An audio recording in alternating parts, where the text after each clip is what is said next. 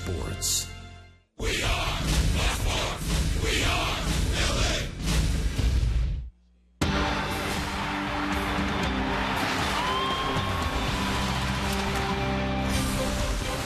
It's time for Dodger Baseball. Live from Dodger Stadium, Prime Ticket presents the Dodgers as they take on the Arizona Diamondbacks. Hi, everybody, and a very pleasant Wednesday evening to you, wherever you may be. Welcome to the final game of the series, the so-called rubber game. The Dodgers have not won a home series against Arizona since October of 2010. The pitching tonight for the Dodgers, it will be Hyun-Joo Ryu. Ryu with a record of 6-2 and 1-0 against Arizona. He's won 4 straight. And for Arizona, it's the perfect Patrick Corbin with a record of 9 wins and no losses, 1-0 against the Dodgers, 2-1 in his career, and he also has a save. The Dodgers, when the game is over, get on the airplane and fly cross-country to Pittsburgh, then play the Yankees, and then go to San Diego for a 4-game series with the Padres. And for Arizona, they're heading for San Diego. They just swept the Braves, and the Padres are 5 out. We'll get to the ball game and a whole lot more coming up right after this.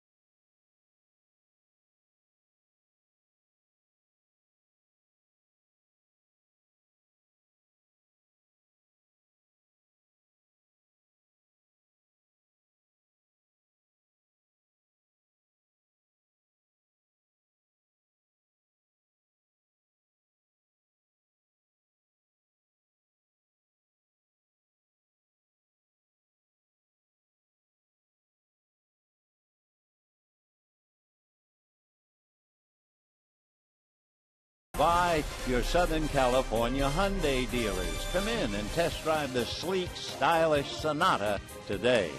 By AT&T UVerse TV.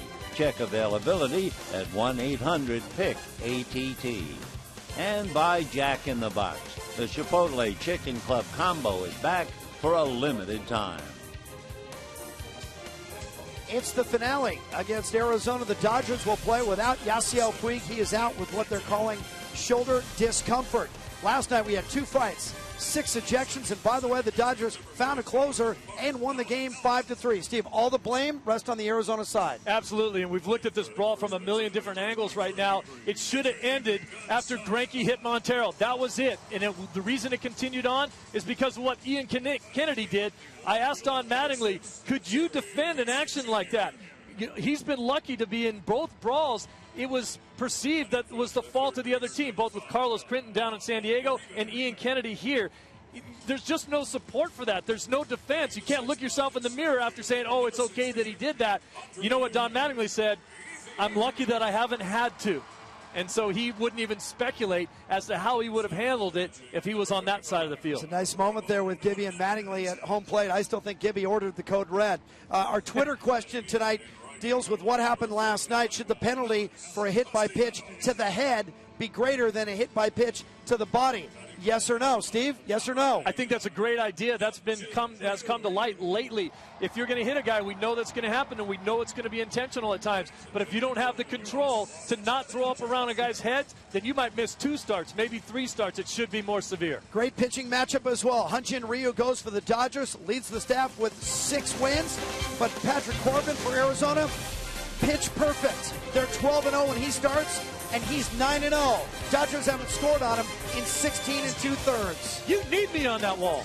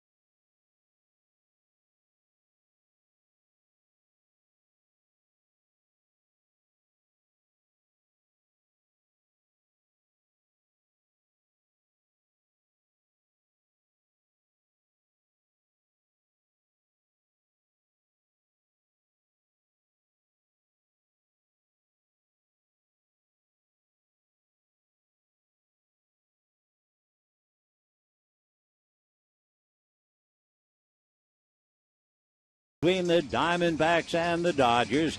For the visiting Diamondbacks, they're trying to avoid the Dodgers winning a series here since 2010. Meanwhile, in tonight's game, we are participating in the home run challenge. Every home run in this game raises $12,000 for prostate cancer research. And you can make a pledge by going online to homerunchallenge.org. So Kirk Gibson, Alan Trammell, and the D-backs trying to make it 2 out of 3. The Dodgers trying to turn it the other way around. And here's Gibson's lineup. A.J. Pollock in center and Gerardo Parra in right. Paul Goldschmidt at first and Cody Ross in left. Miguel Montero behind the plate and Martin Prado at third. Didi Gregorius at short. Cliff Pennington at second. And Patrick Corbin on the mound. Hyun-Jin Ryu ready to go for the Dodgers. In his last 5 starts, an earned run average of 1.5. And his first pitch to Pollock in for a strike, and we're underway. A.J. Pollock came off the bench last night in the 8th inning and doubled and scored a big run. It put the Diamondbacks out in front, and this time he lines one to left, and coming up to meet it on the dead run is Jerry Hairston. So Pollock, a tough fight, the young man from Notre Dame, and one away. But take a look at the Dodgers with the leather. Gonzalez and Ellis, Punto and Uribe, with Hairston, Ethier, and Castellanos in right field. We'll explain. Hernandez behind the plate, and Ryu on the mound. Alex Castellanos, just called up, appeared as a pinch hitter last night. You may remember he ran into his own bunt. Tonight he has to play for Yasiel Puig, who is out with a sore right arm, right shoulder, so he wouldn't be able to throw. How he got it, it's questionable. The first pitch now to Parra is a breaking ball strike. Could be that Puig heard it going head first in that terrible head first slide to first. He landed on his right shoulder. Then again, he could possibly have done it in that melee last night. Hard ground ball by a diving Uribe into left field. So Parra, as usual, having a big game against the Dodgers. He was 1 for 3 last night, and they just can't keep him off the base paths. In the other game, he had 2 doubles and a walk. So Parra, a base hit to left field, and the batter now is Paul Goldschmidt. And Goldschmidt, of course, is a big man on the club. And why not? Not only physically, he's hitting .313, 15 home runs, 59 runs batted in, and does remarkably well here at Dodger Stadium. As a visiting player, you'd wish that he was a home player, because that's exactly how he acts here. In his career, the last time we checked, he was hitting .361 at Dodger Stadium with 6 home runs. He is a very, very good road hitter, better than he is at home. And he promptly hits it into right field, base hit to Castellanos. So Ryu gives up a hard line drive out to left field, and then back-to-back hits by Parra and Goldschmidt. Left fielder, number 7, Cody Ross. First and second, 1 out, and the former Dodger, Cody Ross, will be coming up. So the D-backs trying to score early. Cody Ross in last night's game, 0 for 4. He was hit on the hand by Greinke, and that was really the beginning of the problem. So Cody checks in at the plate. In the first game, he had 2 singles and a double, and he has a look at a breaking ball strike.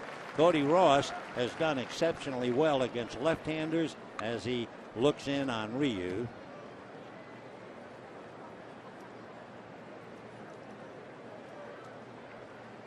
Ross, right-hand batter, waiting. A look by Ryu, over the top fastball, and that's low. And a 1-ball, 1-strike count. So Cody, followed by the catcher, the left-hand hitting Miguel Montero.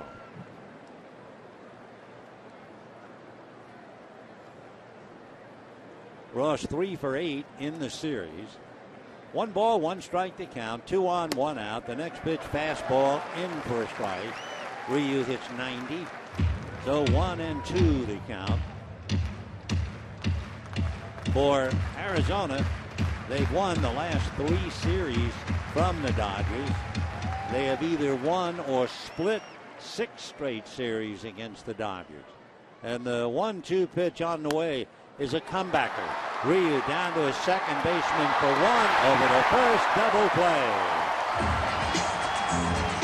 The Ryu handled that like it was batting practice. It's his attitude and the way he moves that reminds me so much of Fernando. Never seems to do anything in a hurry, and the D-backs fail to score.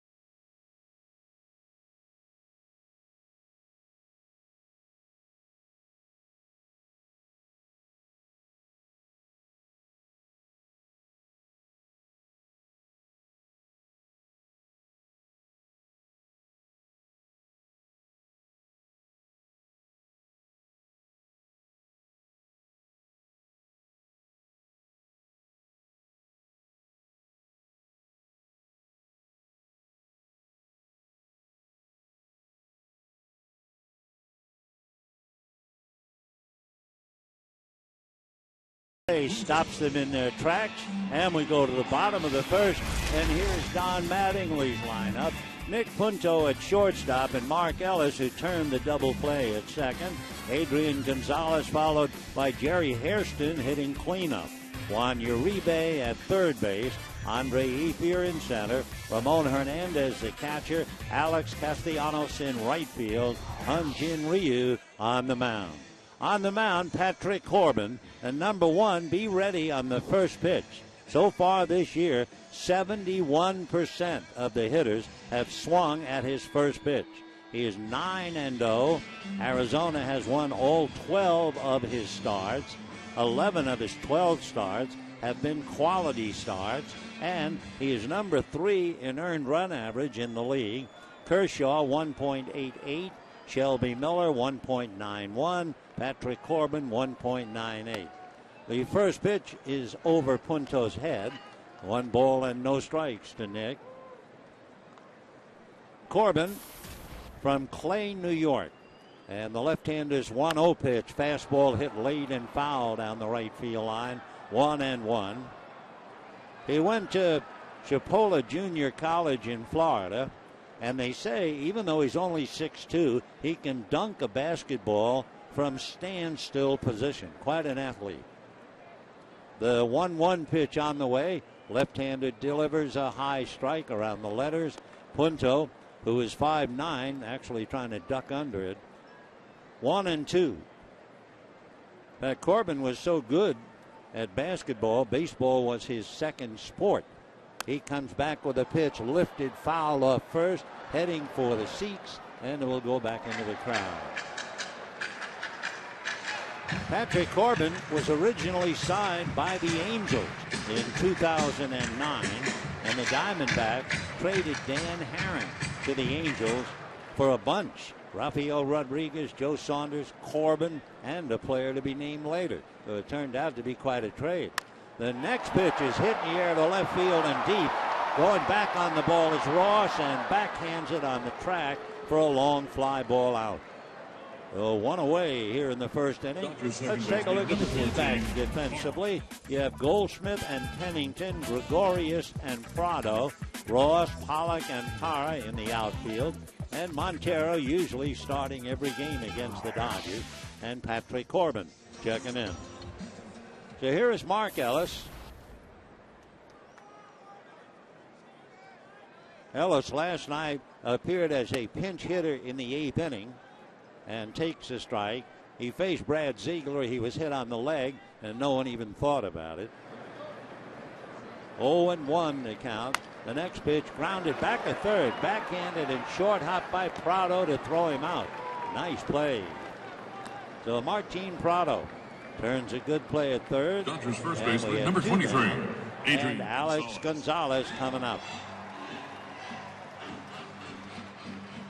Alex Gonzalez will have his hands full against Patrick Corbin. Corbin against left-hand hitters, they're batting 138. And number 3 hitter in the lineup, usually the best hitter, 097. So it will be interesting to see whether he can handle Corbin. Patrick into the windup, and the first pitch away with a fastball. Ball 1. 2 down first inning. Fly ball and a ground ball. D-backs had 2 base hits, but the double play erased the inning. The 1-0 pitch is swung on and missed. 1-1. And looking at Patrick Corbin going head-to-head with Adrian Gonzalez. Gonzalez is 0 for 3 against him.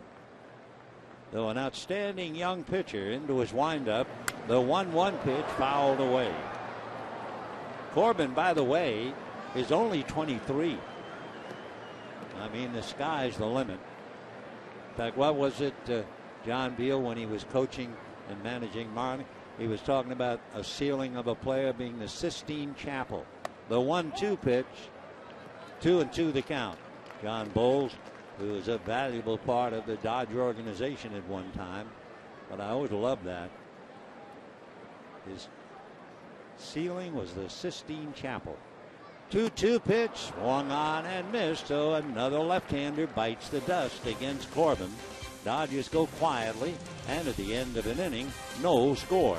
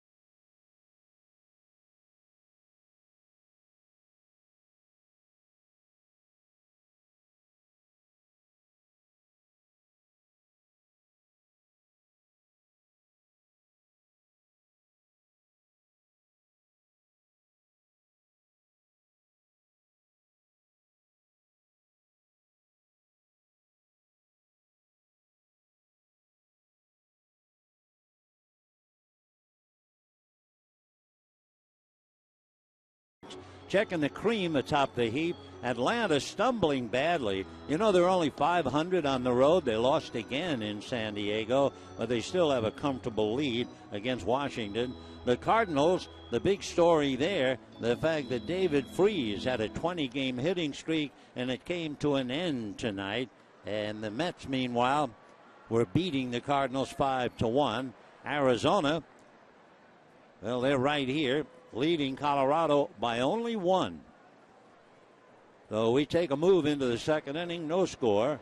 And Rios pitch to Miguel Montero away. 1 ball and no strikes. Montero hitting .205, 3 home runs, 19 runs batted in. The 1-0 pitch on the way to Miguel, swung on and missed. I always remember Yogi Berra of the Yankees. The Yankees in Kansas City had a big brouhaha years and years ago. And throughout the battle, Yogi never lifted the mask. He wore it all the time. The 1-1 pitch inside. The last we saw of Montero, he was diving into a pile. I think he was trying to protect the coach, Turner Ward, and he had full gear on. Smart man. The 2-1 pitch to Miguel. He goes after a pitch high, comes up empty, and the count 2-2. Montero, Prado, and Gregorius. Second inning, no score. We mentioned the Cardinals a little while ago. You may remember David Freese had a 20-game hitting streak that went down the drain. So Rogers Hornsby's 33-game streak, a Cardinal record, will still stand. 2-2 pitch, a flare over the glove of Uribe and into left field for a base hit. So Montero just kept swinging until he finally flares to left. And that is hit number 3 off for you. Nobody out. And the third baseman, Martin Prado, coming up. Prado followed by Gregorius. This is the 9th meeting, but they still have a lot of work to do. Arizona and the Dodgers will play 19 times this year. So there's 10 more games left. Prado with 4 home runs, right-hand batter. Ryu at the belt, ready and delivers. Whips a fastball a little low, ball 1. 1-0 the count. Brian Gorman, the veteran umpire in his 22nd year calling balls and strikes, from New York, went to the University of Delaware. The 1-0 pitch on the way, and that's taken outside, ball 2. Brian Gorman umpired in the World Series of 04, 09, and last year. His father was a wondrous guy who played for the New York Giants and umpired for 25 years in the big league. 2-0 pitch on the way is high. So Ryu off his stuff. He's struggling a little bit. Gave up 2 hits in the first inning, got out of it. Gives up a base hit to Montero and falls behind 3-0 to Martin Prado. The 3-0 pitch, that's in for a strike. 3-1. Prado hitting .264. Martin came here in the deal that sent Justin Upton away being Atlanta. The 3-1 pitch coming up. Rio deals a hopper down to Ellis. He goes to Punto. He goes to Gonzalez. 2 innings, 2 double plays. 2 down in the second inning, and Didi Gregorius will be coming up. Number 1, Didi Gregorius. So clean like a whistle, the double play for 2 out. Gregorius hitting .304, checking in. Left hand hitting shortstop. No score. We're in the second inning. Gregorius promptly lifts one to the right side. Looking up at it, Gonzalez watching Mark Ellis make the catch. So that's that. No runs, 1 hit, nobody left. And at the end of an inning and a half, no score.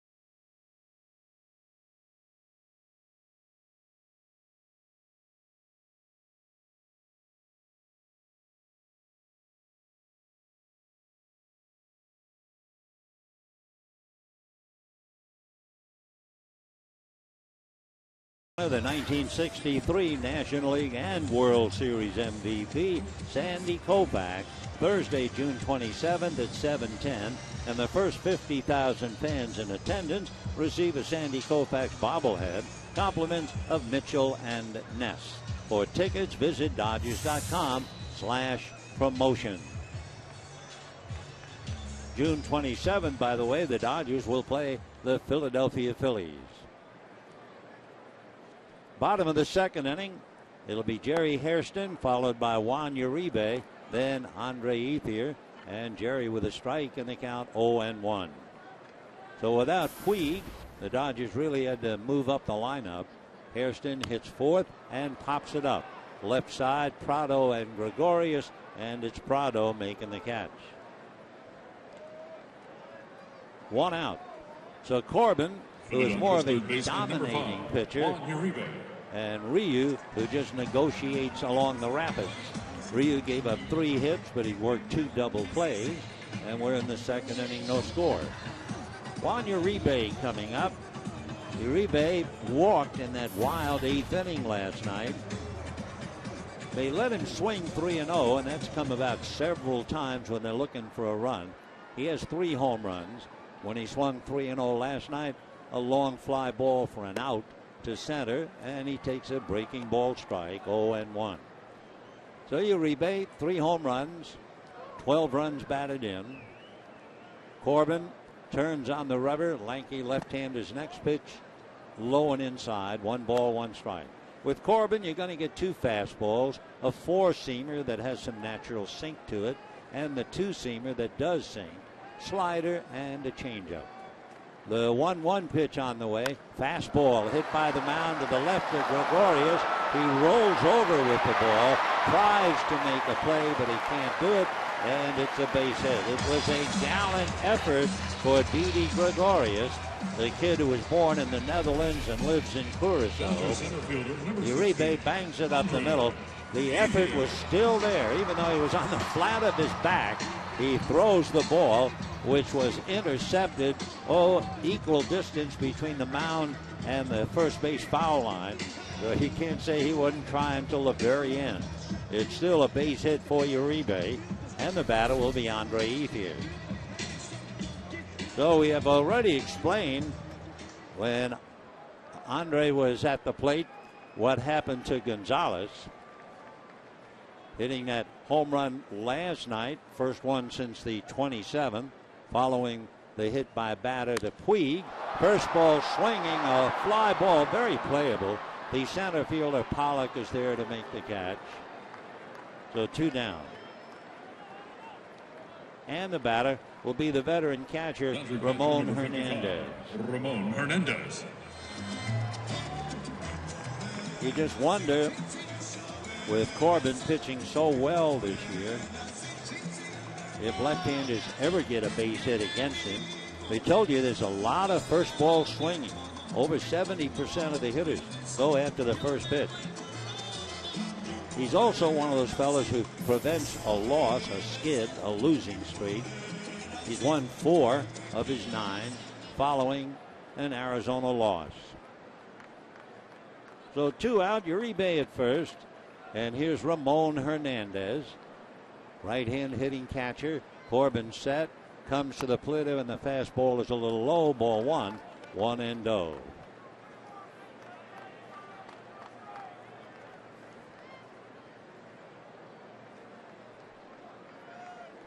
Ramon waiting. Tim Fedorovich getting a well-deserved rest tonight. The 1-0 pitch on the way, swung on, little pop fly.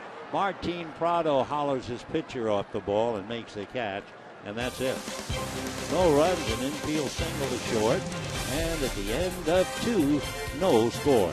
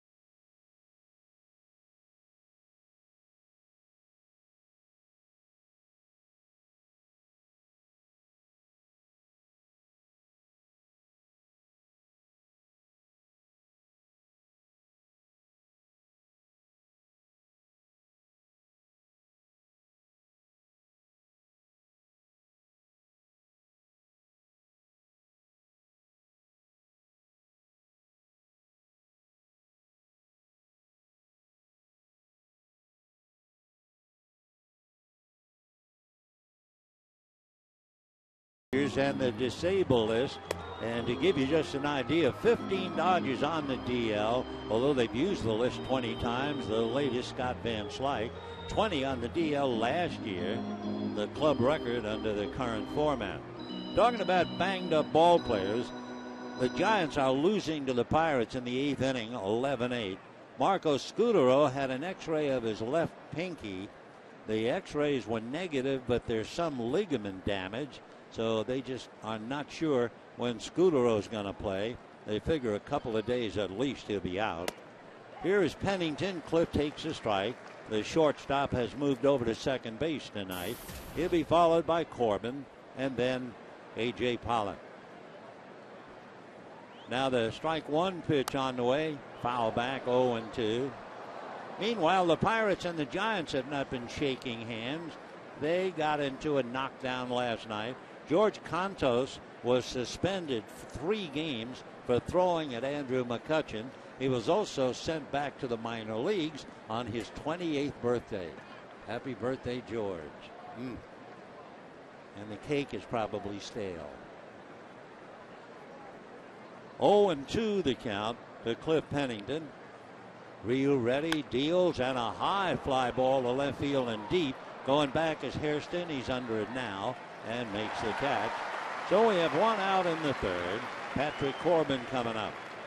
We mentioned to you that the league swings at Patrick Corbin's first pitch.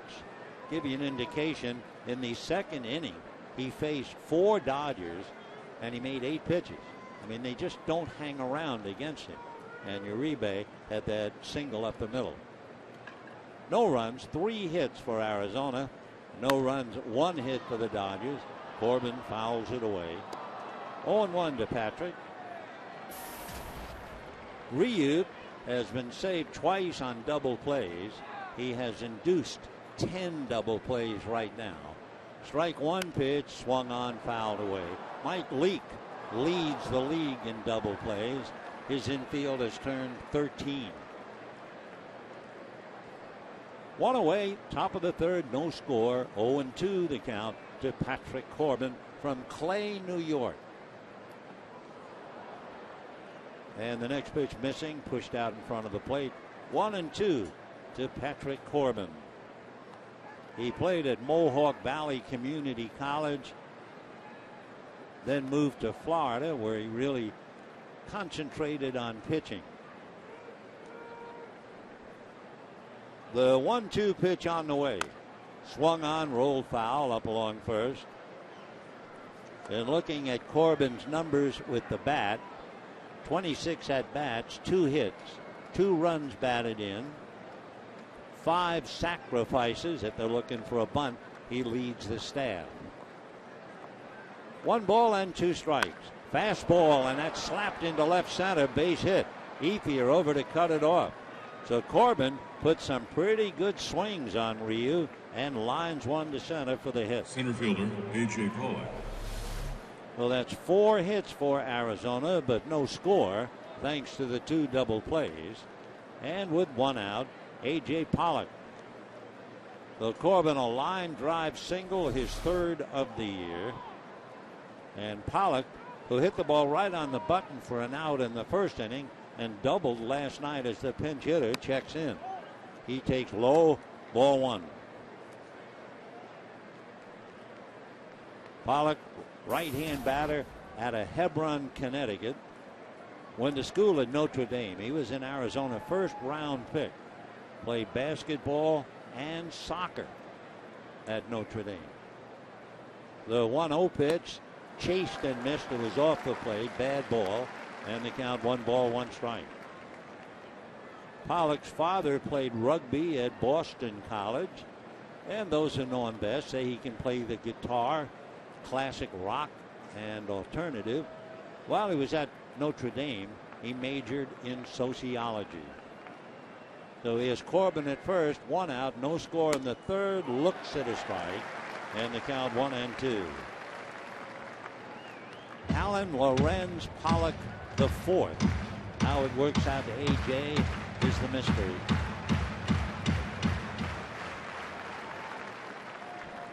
Pollock back up and waiting. 6'1", 195. Only 25. He'll be 26 in December. Pollock backs out. Corbin holding at first. Held on by Adrian Gonzalez. Now Ryu ready. At the set, comes to the plate. Breaking ball, fouled away. Big, slow curveball. And Pollock fouled it off. AJ signed as a pro and began his professional career in the Midwest League in South Bend. Then he was banged up and out of 2010, so he's really only played a couple of years. The 1-2 pitch on the way is taken low. One of the things Kirk Gibson likes about A.J. Pollock, he said he's a guy who listens. 3 years ago, Pollock had surgery to repair a fractured growth plate in his right elbow that took him right out of the entire year. A.J. Pollock. The 2-2 pitch coming up. Ryu delivers fastball inside. Just missed the corner.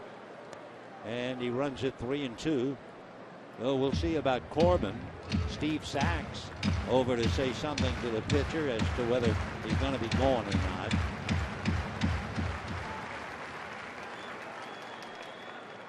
Three and two. A look over there by Ryu. Corbin inches away off the bag. He doesn't go, and the pitch is outside. Ball 4. So Pollock draws a walk on the heels of the base hit by Corbin. And with runners at first and second and one out, here comes the pest, Gerardo Parra. He's either getting a clutch base hit or a home run or making an incredible catch, stealing a base. He does something all the time, it seems, against the Dodgers. Hitting .320. Left-hand batter singled to left field in the first inning. Made a catch of the year on a highlight film on a ball hit by Fedorovich when he climbed the wall, and then after catching the ball in right, landed on the track and did a somersault. He looks at a strike, and the count to Parra 0-1. Gerardo Parra out of Santa Barbara del Zulia in Venezuela. He's one of 3 Arizona Diamondbacks to win a Gold Glove. The next pitch is swung on. Ground ball to Gonzalez to short for the force play, but that's all. And the D-backs now have runners at first and third. So Parra bangs into the force play. That takes care of Pollock. But it also sends Corbin to third. And the batter may be the toughest of the Arizona hitters, certainly the big man in RBIs, Paul Goldschmidt. Goldschmidt hitting .368 with runners on, .266 with the bases empty, 13 home runs with runners on, 2 with the bases empty. And the bases are anything but empty. Runners at first and third. Goldschmidt was 2 for 3 coming into the game, so he's 3 for 4 against Ryu and takes the strike. 0-1, the big Paul Goldschmidt. Every time he does anything at all to beat the Dodgers, that has to bother the front office because they knew he was good. They drafted him, but he opted to go to college instead. The strike one pitch is a good fastball in there at 93, and the count 0-2. So Ryu trying to fight his way out of a tough spot. First and third, 2 out. Top hitter at the plate. Goldschmidt from Wilmington, Delaware. And the strike 2 pitch coming up. Ryu deals at his feet. Nice block there by Hernandez. 1-2 the count.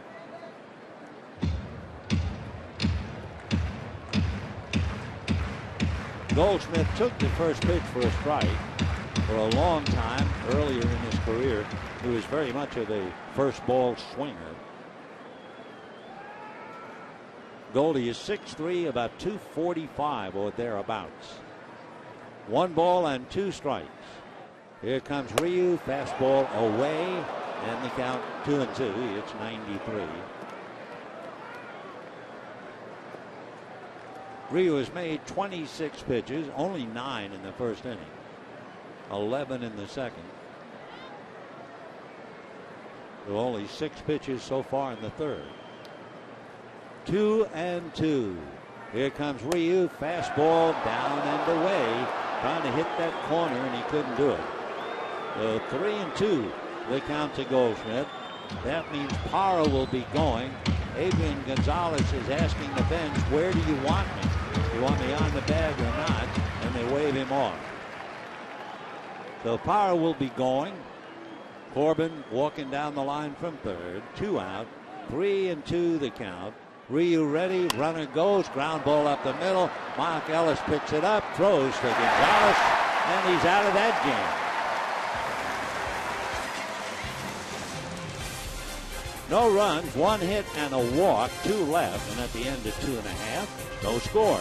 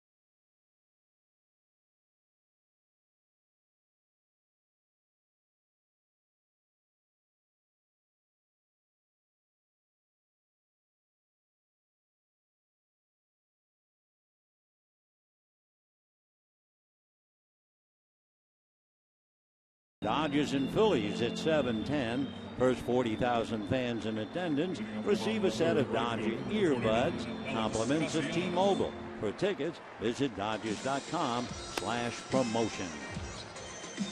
Patrick Corbin sailing along into the third. He's allowed 1 base hit, that's it. Meanwhile, Ryu up to his hips in crocodiles, but he got a double play in the first inning, a double play in the second inning, and then got the big hitter, Paul Goldschmidt, to ground out with 2 on. So for Ryu, so far so good. Dodgers now will have Castellanos, followed by Ryu, and then Punto. Castellanos was brought in last night as a pinch hitter, and he was asked to bunt. This time a full swing line drive base hit into left field. And last night, poor Castellanos got the bunt down and then inadvertently ran into the bunt, and of course was automatically out. So this time a line drive single, and it will bring up Ryu.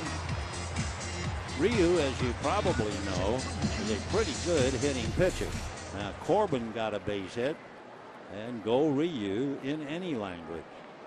Ryu has a half a dozen hits. Showing bunt. He has 1 sacrifice. The play is to first. So the sacrifice works. That's his second. Castellanos advances to second base. And with 1 out, the batter will be Nick Punto and then Mark Ellis. The rubber game of the series. Arizona won the first game, coming with their 18th come from behind victory. And then the Dodgers came back to win last night. The last time Arizona lost a series, 2 out of 3 to the Dodgers here, you have to go back to October of 2010. So here is Punto trying to pick up Castellanos. Corbin set, ready in the left-hander deals. Fastball inside. Ball one. The old-timers used to say he undressed him. Legitimate pitch. Some people boo, but nothing wrong with that. 1 ball and no strikes to Nick Punto. No runs, 4 hits for the D-backs. No runs, 2 hits for the Dodgers. Now the 1-0 pitch to Punto. Corbin's fastball, a comebacker. They have Castellanos hung up, and Didi makes the play to Prado. Prado makes the play to his second baseman Pennington, and that'll be that. So Punto, a comebacker, and they hang him out to dry. 1-6-5-4 if you're keeping score. So Punto aboard on the fielder's choice, and the batter will be Mark Ellis. Ellis grounded to third in the first inning.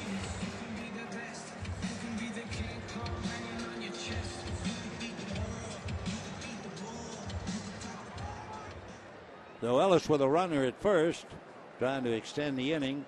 Adrian Gonzalez on deck. Corbin is allowed just 2 hits. Looks in to get a sign. Now the left-hander ready, goes to first. Jumping back on the bag is Punto. Punto 2 for 2 in stolen bases.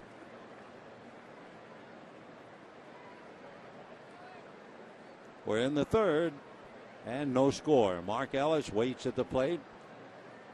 The left-hander comes with a pitch low and away, a good sinking fastball, which is certainly one of Corbin's trademarks. Patrick normally in his first 76 pitches is really difficult. The 1-0, there goes the runner Punto. The throw down is in time to get him. So a nice play by Miguel Montero to nail Nick Punto, and that'll be that in the third. No runs a hit, nobody left. At the end of 3, no score.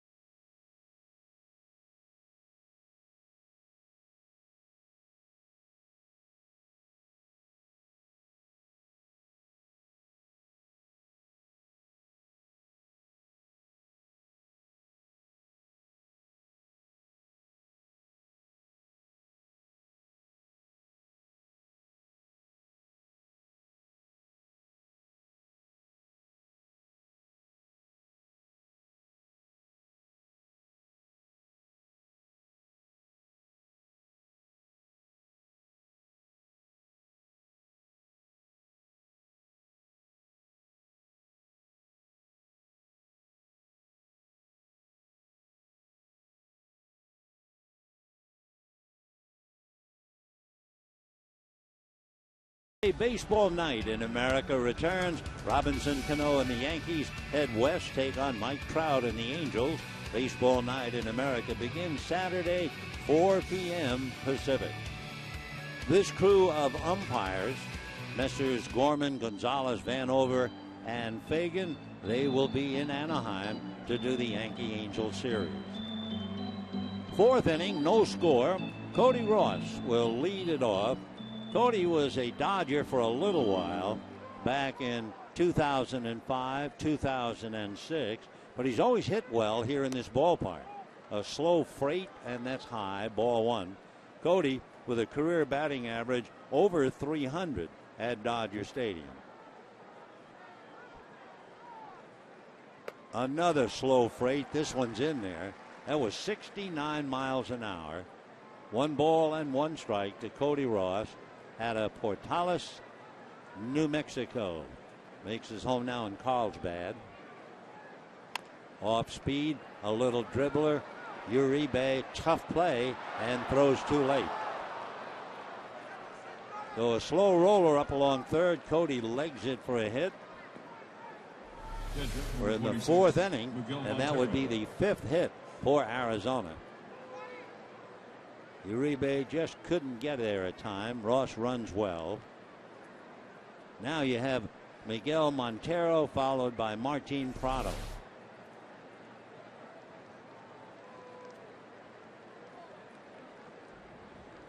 Montero single to left field in the 2nd inning. An all-star catcher, and seems like he plays almost every inning against the Dodgers. Breaking ball away. Once in a while we'll see Will Nieves. Montero batting .209. 3 home runs, 19 runs batted in. That misses. 2-0 the count. Though you can't say that Ryu is really sharp right now. Not after 3 innings, allowing 5 hits and a walk. 2 balls, no strikes. 2-1. Miguel, an all-star 2 years ago. He's from Caracas in Venezuela. Now lives in Chandler. He was signed out of a tryout camp. There were teams that didn't think he was a prospect. But he came out, worked hard, and made it. Been with the Diamondbacks since '06. And hits one to center. Ethier comes up and can't make the catch. Then can't find the ball, but then he quickly recovers, and Cody Ross stops at second. So Andre Ethier, a diving attempt, but unable to make the play. So first the dribbler up along third, now the little flare into center, and Ryu is in trouble. Ryu has now allowed 6 hits for Andre, so near and yet so far. And here's Martin Prado.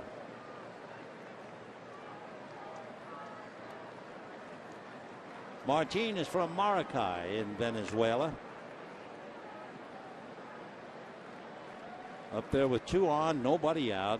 Prado grounded into a double play started by Ellis in the 2nd inning. Strike, 0-1. Growing up in Venezuela, he was a rabid Braves fan. He idolized Chipper Jones, among others, and naturally Andres Galarraga. Signed with the Braves and came up in 2006. Been with them ever since until this year, moving to Arizona. 0-1. And that's got the inside corner, strike 2. Martin Prado raves about his mother all the time as a little guy growing up. His mom, Irma, never missed a game. We're talking about 15 years she watched him play. 0-2. Fastball hit by Uribe into left field. Ross running well. Throw to the plate's a good one, and Ross is safe. The ball is dropped by Hernandez. They had him dead to rights, and Ramon couldn't handle it. Good throw by Jerry Hairston, but the run is in, and they'll look at the tape and figure out whether there's an error or not. But the throw is right on the money. Arrives ahead of the runner, and Hernandez never caught the throw. So he'll be charged with an error, and that would have been an easy out. So Hernandez has the ball go right off his glove, squib behind his left leg, and in comes Cody Ross. 1-0 in favor of Arizona. Good play by Jerry Hairston. Poor play by Ramon Hernandez. So far, base hit, run batted in. They're not going to charge Hernandez with an error. Now the first pitch in for a strike to Gregorius. So Ryu is certainly off his game. He's given up 7 hits. Might not have given up a run if Hernandez makes the catch of the throw. Fastball foul back, 0-2. That's got to be so tough if you're the man behind the plate. You're handling a throw on a bounce. You're trying to block the plate, and you're watching the runner. Sometimes you do, sometimes you don't. No balls, 2 strikes. Breaking ball low. Gregorius with a 1-2 count. So for Arizona, 1 run, 7 hits. And we're only in the 4th inning and nobody out.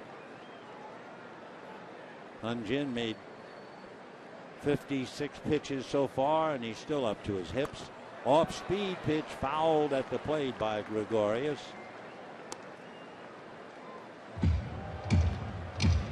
Didi, born in Amsterdam in the Netherlands and grew up in Curaçao.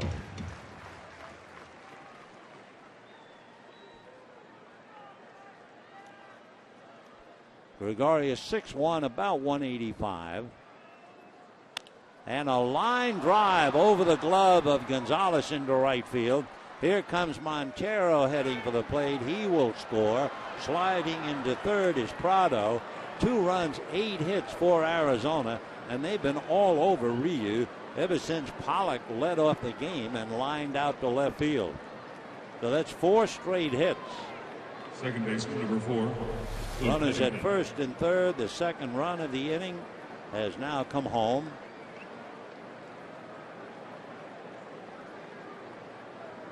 Adrian comes this close.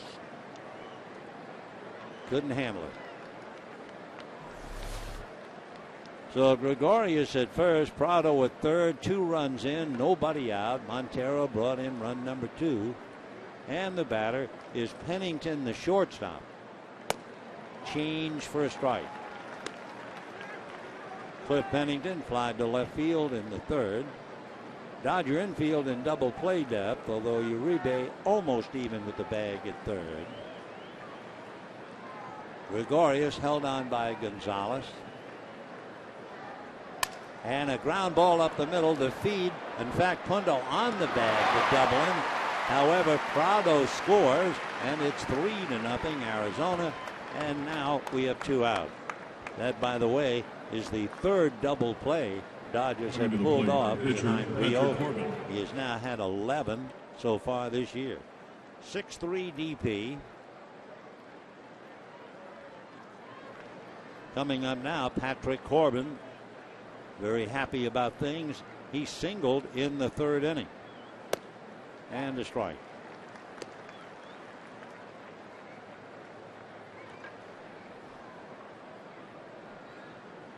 No balls, 1 strike.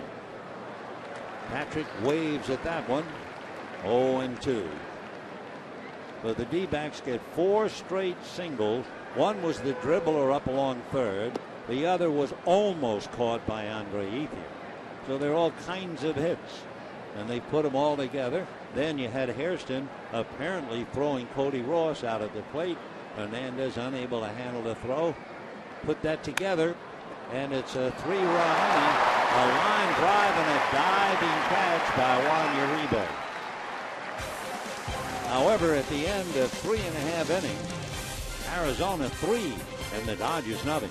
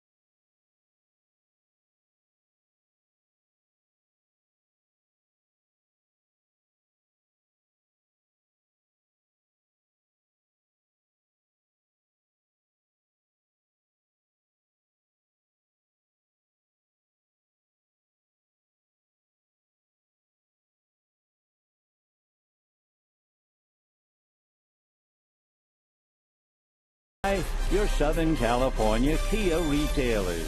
Visit mysocalkia.com. By AT&T, rethink possible. And by 76, we're on the driver's side. In matching up the pitchers tonight, all you really have to do is look at the hit column. Corbin has allowed 2 hits, and Ryu has allowed 8. Interesting, though, how it goes. A little dribbler up along third, then a flare for a base hit almost caught, and then you get Martin Prado. He had that line drive single. The Dodgers had a sure out at the plate. They had Cody Ross by 5 feet. Only the throw eluded Ramon Hernandez. And you know who's thrilled about that? Martin Prado. You know what Prado was hitting this year with runners in scoring position? 148. That's a strike. Mark Ellis, 1 ball and 1 strike. Bottom of the 4th, 3-0 Arizona.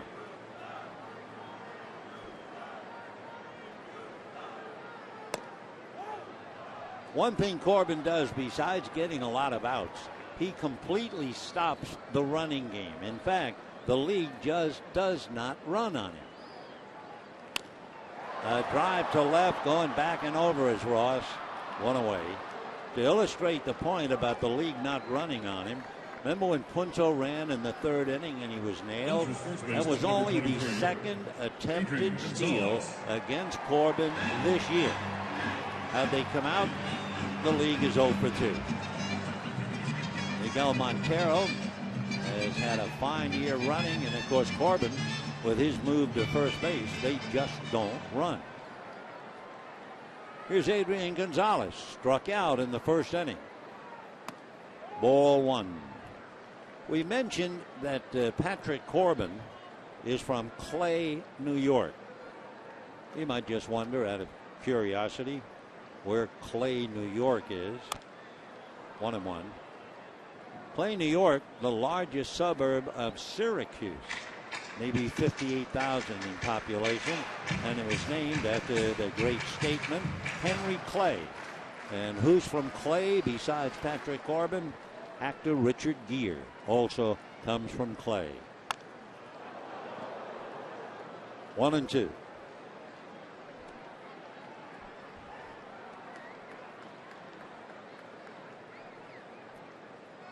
Gonzalez hitting .313. Corbin so tough, as we told you, against left-handers and number 3 hitters. 2-2 the count.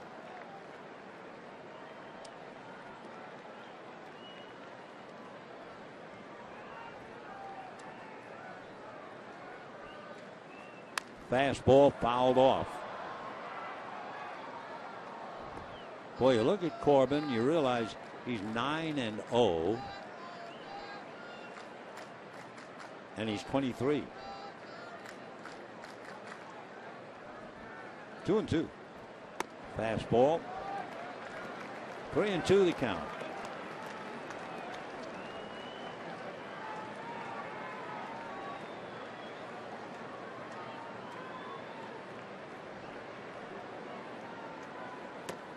And he strikes out Gonzalez again. So 2 down in the 4th inning. Corbin is everything we had read about. Left fielder, number 6, 9-0 coming into the game. Jerry Hairston popped up in the 2nd inning, made a great throw to apparently get Ross, but didn't. Looking at the ERA leaders, Kershaw 1.8. Corbin is now 1.9, a hair ahead of the Cardinals' Shelby Miller. 3-0 Arizona. Ground ball to short. You see they're going after that first pitch, and they're not going to make it. Over 70% of the hitters do that. A quick inning. He's made 8 pitches.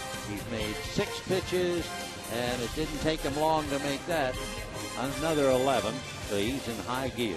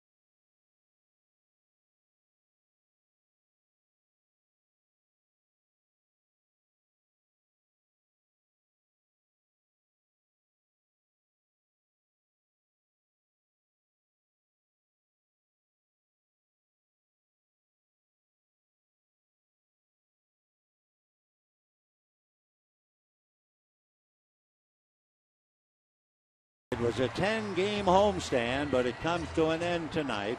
Dodgers will fly to Pittsburgh. They're off tomorrow. The weekend with the Pirates, Tuesday and Wednesday with the Yankees, and then 4 games with the all-of-a-sudden red-hot San Diego Padres, who just swept the Braves. Dodgers come home to play the Giants and the Phillies, and they go back out on the road again. First ball swinging, and this time the ground ball will turn out to be an out. A.J. Pollock. 1 away in the 5th inning. Right fielder, number 8, Gerardo Parra. Gerardo Parra, single to left, hit into a force play, 1 for 2, hitting .319.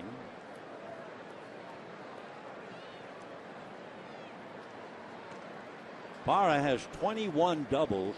He's number 1 in the league. He also has an 8-game hitting streak. And a strike. And remember the other night when he threw Yasiel Puig out at third and then shook his finger. No. He has 8 assists in right field. 0-1. The bunt, and it's a good one. Rio has to hurry. The throw is off the glove of a strained Adrian Gonzalez. He reached up as high, couldn't do it. It'll probably be a base hit. Parra does everything well, except you might question if he's a stolen base threat. Here's the bunt, breaking ball. He just slaps it down. It's going to be a hit. Rio's throw was high. The only thing about Parra that might be negative in stolen bases this year, he has 5, but he's been caught 7 times. But otherwise, everything he does is terrific. And here's Goldschmidt. Ball 1. So Parra 2 for 3. 3 runs, 9 hits now against Ryu.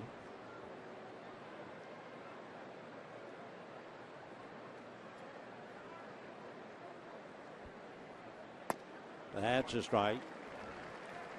Goldschmidt singled to right in the 1st inning, grounded out in the 3rd.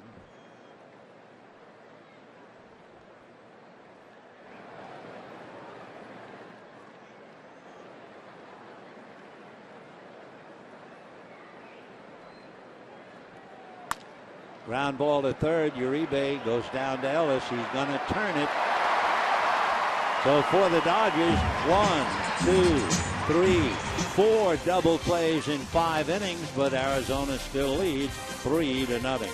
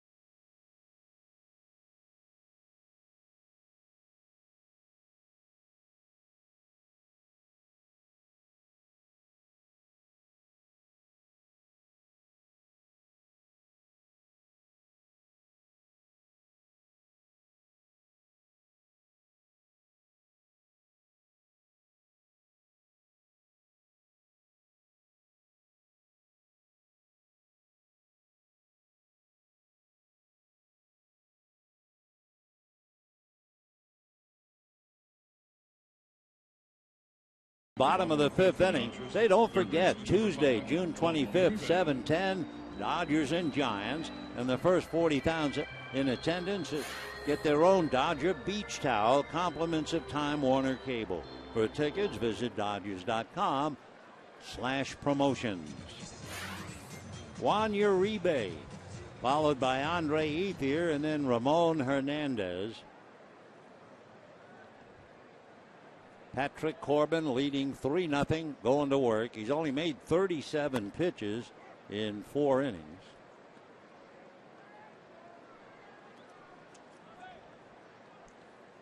Oh and 1. Sprayed foul. 0-2 to Uribe. He had an infield single in the second inning, rolled it up the middle. Gregorius tried to get him, couldn't do it, but it was tremendous effort. 2010 hit the 24. That's why the Dodgers went after him. But his high for the Dodgers the next year was 12, the year after 9, and this year 3. 1 ball and 2 strikes. Did he? Nope. 2-2.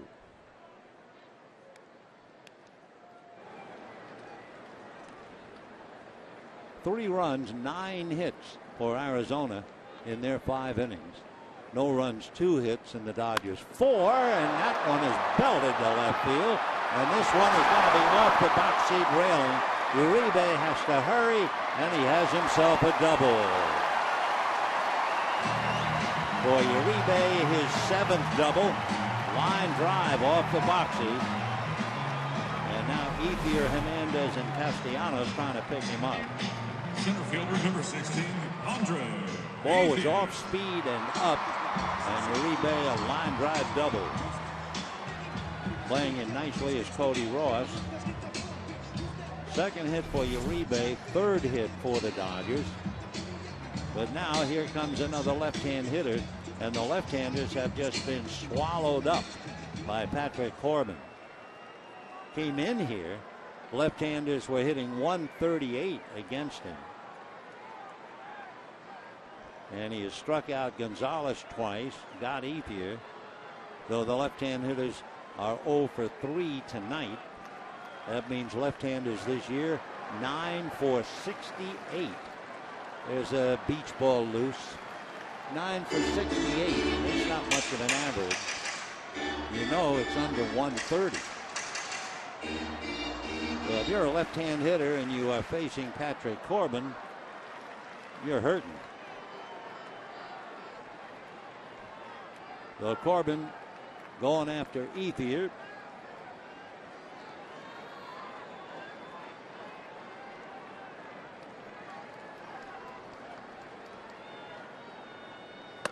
Fastball outside corner for a strike.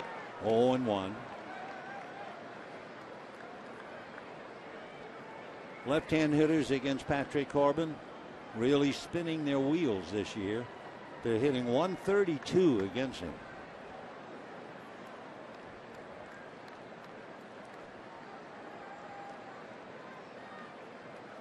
Fastball, little roller. Pennington has an easy play. On the play, Uribe takes 3rd.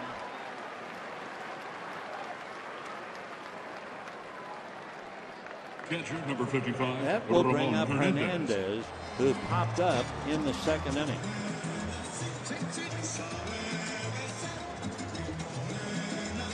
Dodgers are hoping very shortly now, as they go out on the road, that A.J. Ellis will have recovered from the oblique. One little word, but it means so much. You pull a muscle around the rib cage area, you don't know how long you're going to be out. 3-0 in favor of Arizona. Dodgers have Uribe at 3rd, 1 out, and ball 1. On deck, Castellanos, who singled and was cut down in a rundown between 2nd and 3rd. 1-0. Fastball punched on the ground. That gets the run in. Well, Uribe scores. as Hernandez grounds out. And it's 3-1 Arizona, and the batter will be Castellanos.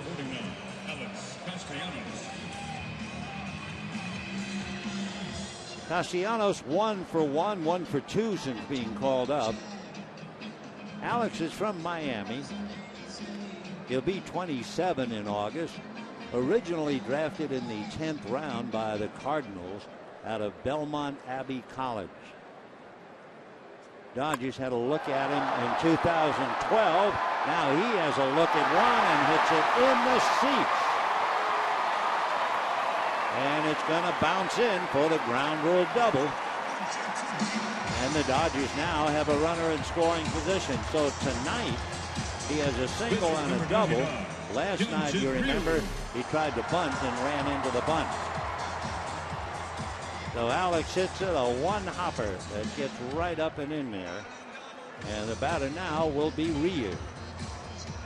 The 3-1, 3 runs, 9 hits for the D-backs. 1 run, 4 hits for the Dodgers. Ryu sacrificed in the 3rd inning. Not a bad hitter. Fastball, ball 1.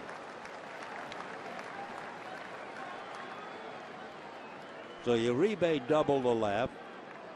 He got home on 2 ground balls. Castellanos, a ground rule double. Had that 3-hit game against Arizona. Fastball for a strike. Fastball at 93. 1-1 the count to Hyun-Jin Ryu. And the pause that refreshes for Juan Uribe.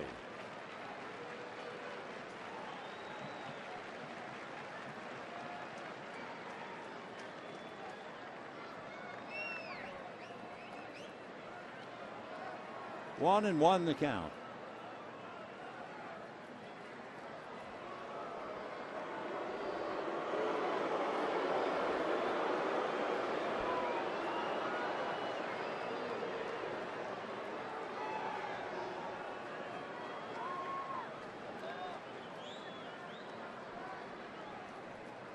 One ball, one strike.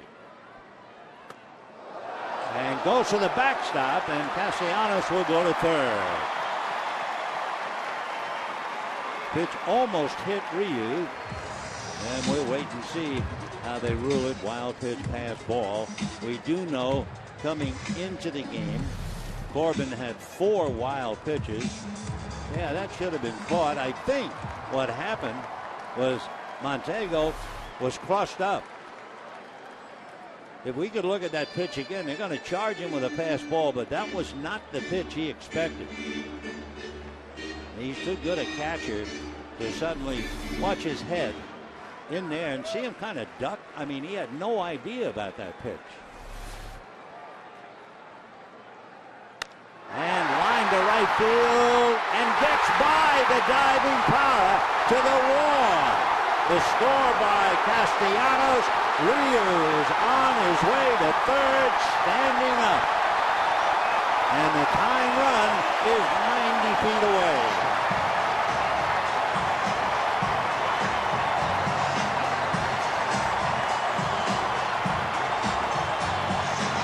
Well, Ryu gets a triple, a run batted in. Stephen Fife, who's going to be pitching Friday in Pittsburgh, leading the cheers.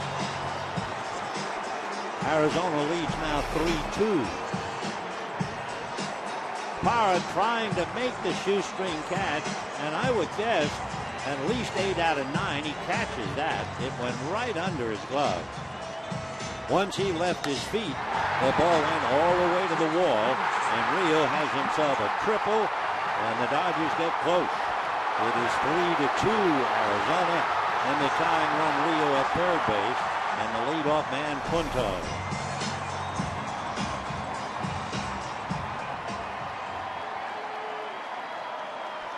So the Dodgers come up with 2 doubles and a triple. And ball 1. And remember, Corbin with 4 wild pitches. And the tying run at 3rd. 1-0 to Nick.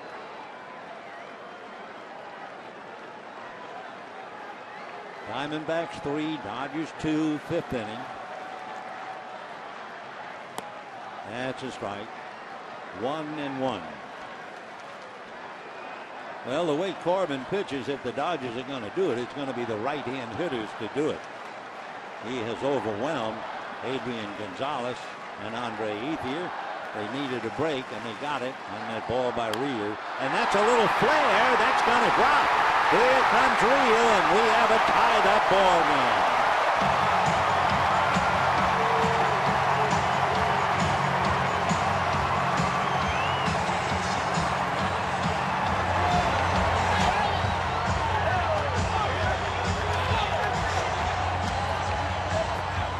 3 runs, 9 hits for Arizona. 3 runs, 6 hits for the Dodgers. Little flare up about a Punto, but just out there far enough. Gregorius couldn't get it, Pollock couldn't get it, and Rio walks in with the tying run. Charles Nagy goes out to the mound to soothe Patrick Corbin's feathers. Meanwhile, the Dodgers over to gather around Ryu.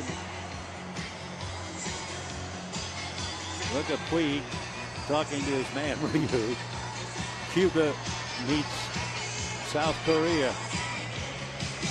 I'd love a tape recording of that conversation. 5s to Ramon Hernandez, the catcher. So Yasiel is wound up, even though he can't play. Got a sore shoulder. But you figure off tonight, tomorrow night, he'll probably be ready Friday night in Pittsburgh. And a strike to Mark Ellis. Is grounded out, fly to left. So we have a 3-3 tie. Arizona got 3 in the 4th inning. Dodgers come back with 3 in the 5th. Punto at first.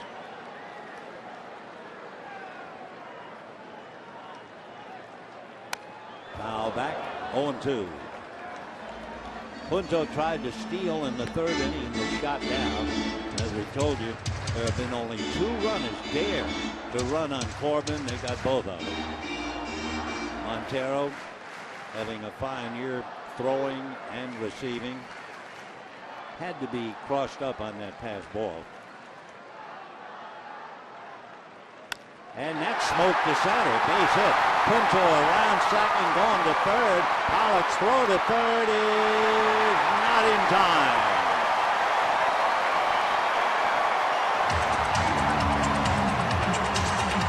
Well, Mark Ellis singles to center, and the Dodgers are not finished. Puig now over there talking to Luis Cruz as Ellis straightens one out. Nick Punto challenging Pollock, and he was able to beat him. So 1st and 3rd, and a very hungry Adrian Gonzalez. We've told you how Corbin has just completely stopped left-hand hitting against him. How he has stopped the number 3 hitter in the lineup. Well, the other fellas have been pecking away at him. Gonzalez 0 for 2 has struck out twice. And a rather historic moment for the year. The first 3-run inning against Corbin this year. Whoa, Punto coming down the line. Wow. That peps up the crowd some more.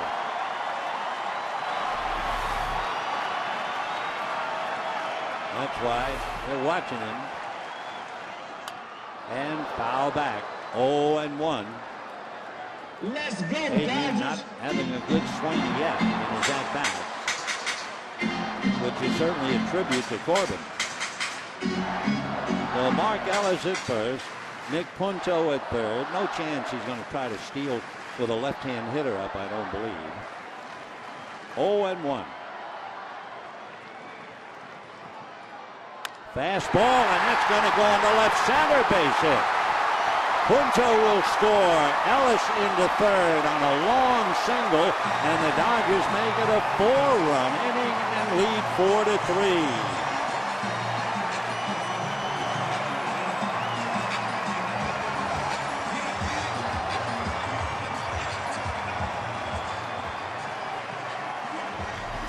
So Patrick Corbin, for the first time this year, is roughed up. He's given up 4 runs here in the 5th inning. He lost a 3-0 lead. Dodgers lead 4-3. Corbin struggling now as he faces the 9th man in the inning, and that would be Jerry Hairston, who popped up and grounded out. So Gonzalez comes up with a clutch base hit, driving in a go-ahead run. Still 2 out. They had 2 out after 3 hitters, remember? Uribe doubled, Ethier grounded out, and Hernandez grounded out. And then Castellanos a double, Ryu a triple, Punto a single, Ellis a single, Gonzalez a single. And the big play, Powers dive and missed catch. Ball 2. So they're backing up Corbin. Will Harris a right-hander in the play. And the Dodgers trying to put him away. He's made 62 pitches. That means 25 pitches in the inning. Ellis down the line from third. Gonzalez at first. 2-0 to Hairston. Fastball, cracked bat, foul ball in the stands. Jerry will have to get another bat. I could hear that up here. 2-1. So Gary Hairston is the 9th man to come to bat. Nick Punto catching his breath, seated alongside Clayton Kershaw.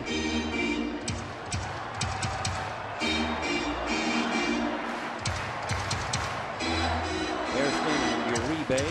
Remember, Uribe opened it up with that double into left field.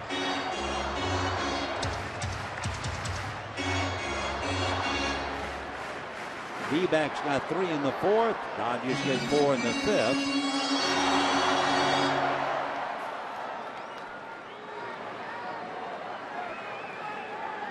Meanwhile, notes being taken. Kirk Gibson. And the 2-1 pitch. Fouled away. 2-2 to Jerry. It might not have been a 3-run inning for Arizona, because Hairston made a great throw to the plate. They had Ross, got away from Hernandez, and the run scored, but that would have been a cinch out. But Cody got in. 2-2. 2 out.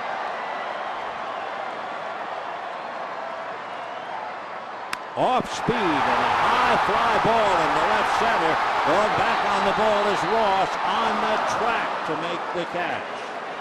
The 9th batter flies to left, but the Dodgers pick up 4 and lead 4-3.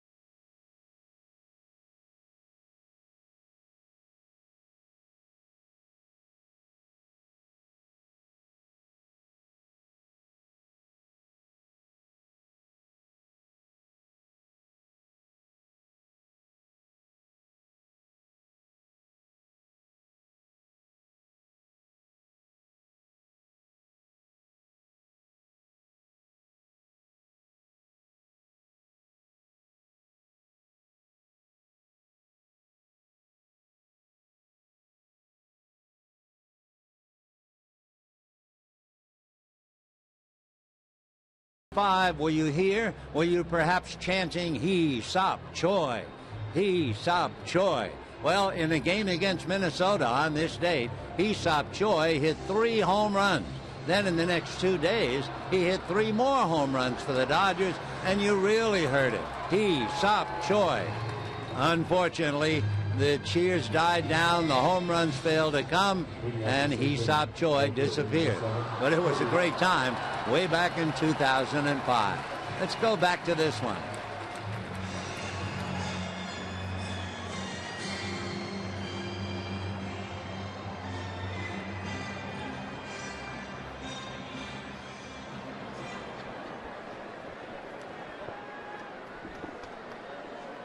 Four to 3 in favor of the Dodgers as we go to the 6th inning.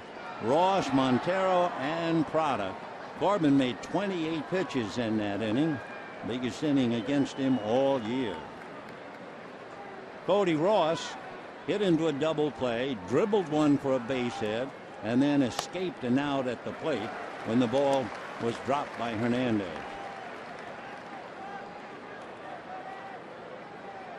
The RBI singles against Ryu in the 4th inning. Prado hit a no-ball 2-strike count. Gregorius a 1-2 count, which is not the way Ryu usually pitches. Once you get 2 strikes on you, you're in a lot of trouble. But Gregorius got a big base hit, and so did Prado. 1 ball, 1 strike. Away, ball 2.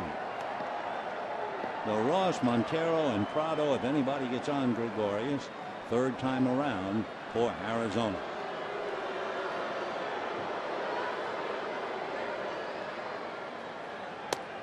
And high, ball 3. With everything else that has gone on, he has walked only 1. He walked Pollock in the 3rd inning. He has Montero on deck. Fastball in there. So 3-2 to Cody. Years and years ago, Cody was being interviewed, and they said, when you were a little guy, what did you want to do? And he said, I wanted to be a rodeo clown. And he bangs one over the glove. A punto fielded by Hairston. Well, Cody is 2 for 3. For the Diamondbacks, catcher Miguel Montero. And Miguel Montero, who is 2 for 2 coming up. So the tying runs aboard with nobody out. Cody Ross 0 for 1 stolen base. We'll see what they do with Montero.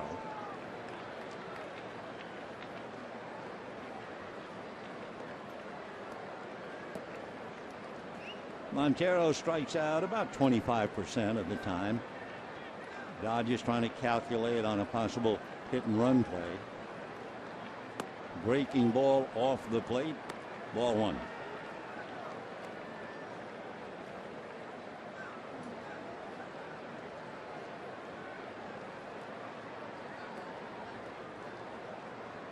Four double plays, tying a record for a Dodger pitcher. Check swing for a strike, 1-1. The double plays 1-4-3, 4-6-3, 6-3, and 5-4-3.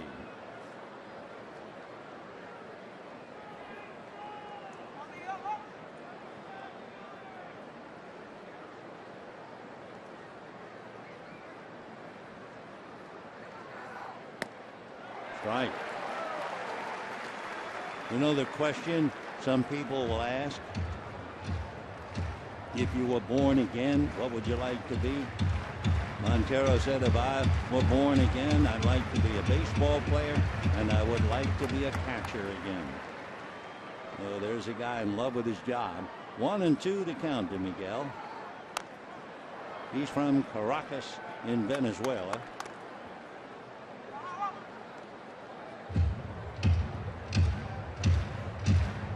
When he signed with the D-backs, you know that when the first round picks, they get $1 million, $2 million. When Miguel signed, he got $13,000 and was delighted to get it and taught himself to speak English. Curveball got him. Well, he was really set up for that, and down he goes. So Uncle Charlie, as they used to call it, the breaking ball drops in, and Miguel is done. Martin Prado. That'll bring up Prado They grounded into a double play and single to left. That was the throw to the plate by Hairston, right on the money. Ross out by 5 feet, and Ramon couldn't hold on to it. One of those things. Prado hitting .246. Ball one.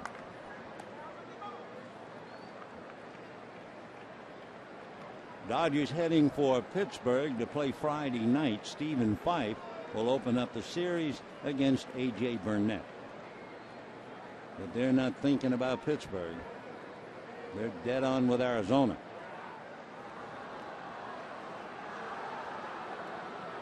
Ross 0 for 1 as a stolen base.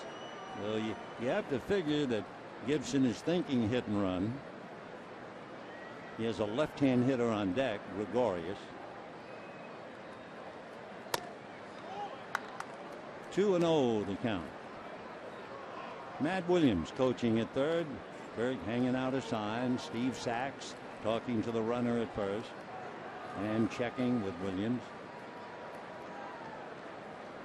Wasn't he a Dodger?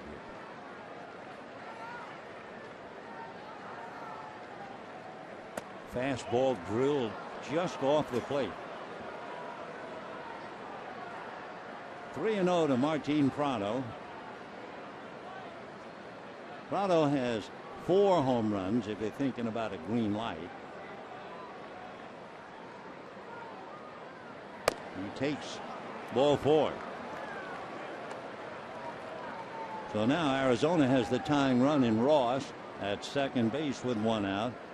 Gregorius coming up, popped up and single to right. His base hit cashed in Montero in that 4th inning. Arizona scored 3 in the 4th, and the Dodgers scored 4 in the 5th. And here we are in the 6th. On deck, Cliff Pennington.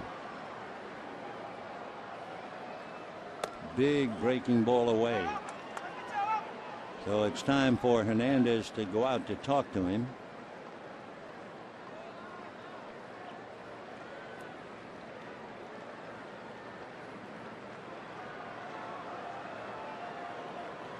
Now let's see. Ramon apparently didn't like the pitch, and the Dodgers are going out to check and make sure he's okay. He has made 86 pitches, but something's wrong.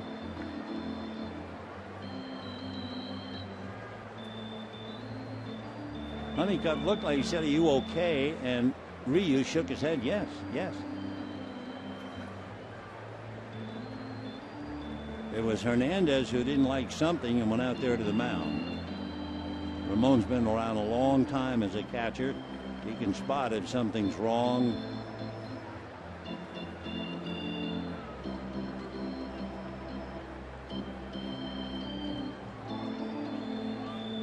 Now the interpreter will pass the word along.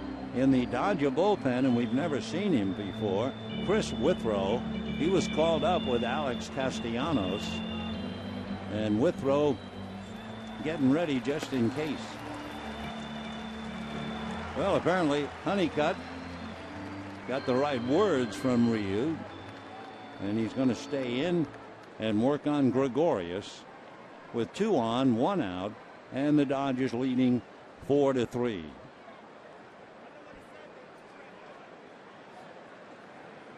Gregorius came into the game at .304.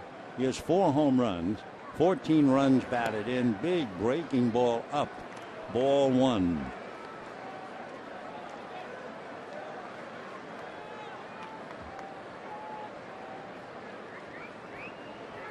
Ramon looks over at the Dodger dugout. I'm not sure if that's a look like you better watch it.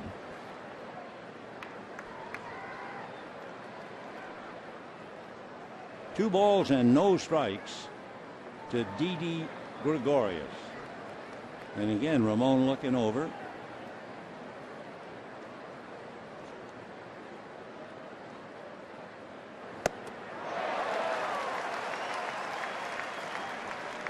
Two and one. Gregorius has struck out only 32 times. He is grounded into only 2 double plays. Fastball, sliced foul down the line. Well back in. 2-2 to Didi Gregorius. Cody Ross at second. Martin Prado at first. 4 runs, 8 hits for the Dodgers. 3 runs, 10 hits for Arizona. 2-2. Breaking ball, foul back. After Gregorius, you have the shortstop playing second base tonight, Cliff Pennington.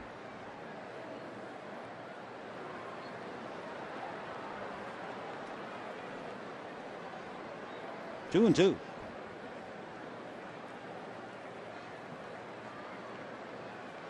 Ryu off the rubber. Now back on.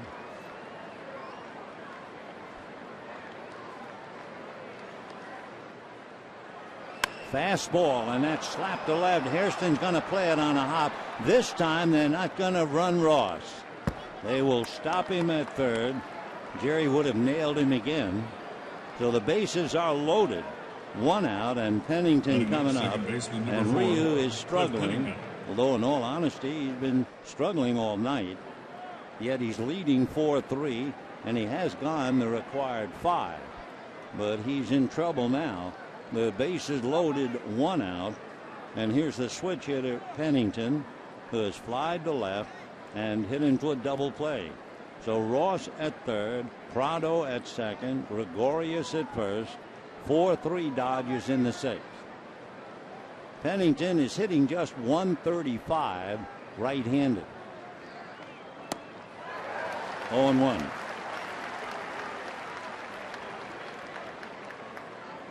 Honeycutt on the phone. Is Withrow ready? Cliff Pennington, so far 0 for 2 tonight. He's from Corpus Christi, Texas. Fastball, slow roller. They're not going to get. Oh, is that a foul ball? Hold it. He got a little on his foot. So 0-2 the count to Cliff Pennington. Beat that thing right down on his left foot. Let out a holler. Well, he has the shin guard on, but it's still hurt.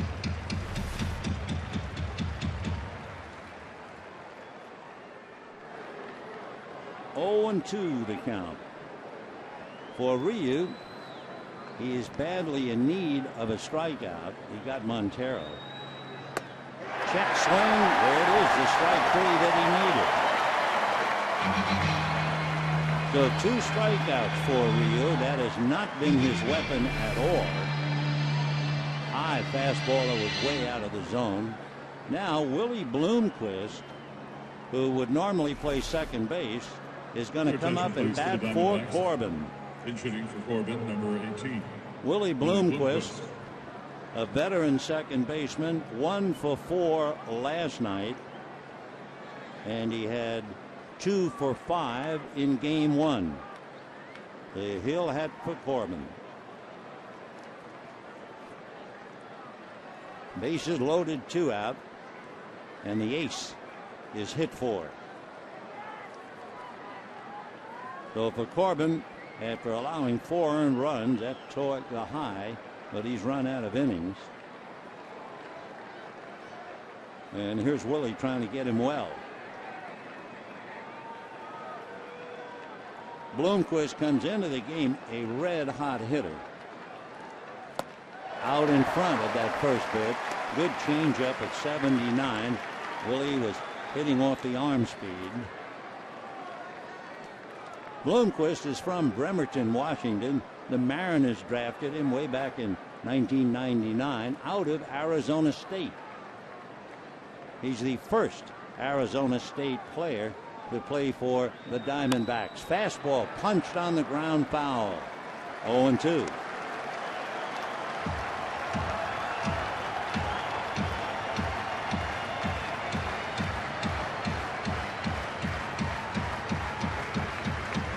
Bases loaded, 2 out on strikeouts, and Rio trying to get out of a jam, 0-2. He's made 96 pitches.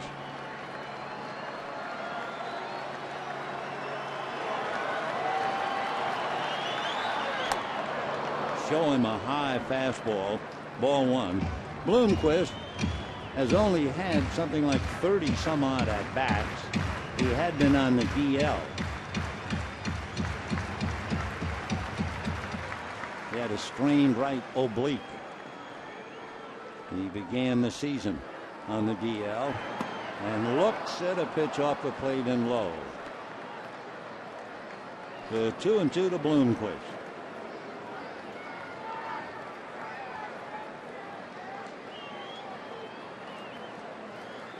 Deuce is wild. 2 balls, 2 strikes, 2 out, 3 on.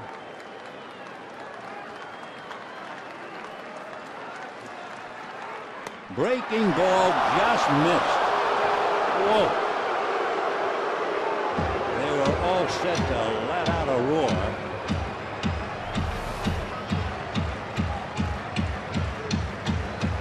Three and 2. So Ross and Prado and Gregorius all ready to run with 2 out. 4-3 Dodgers, top of the 6th.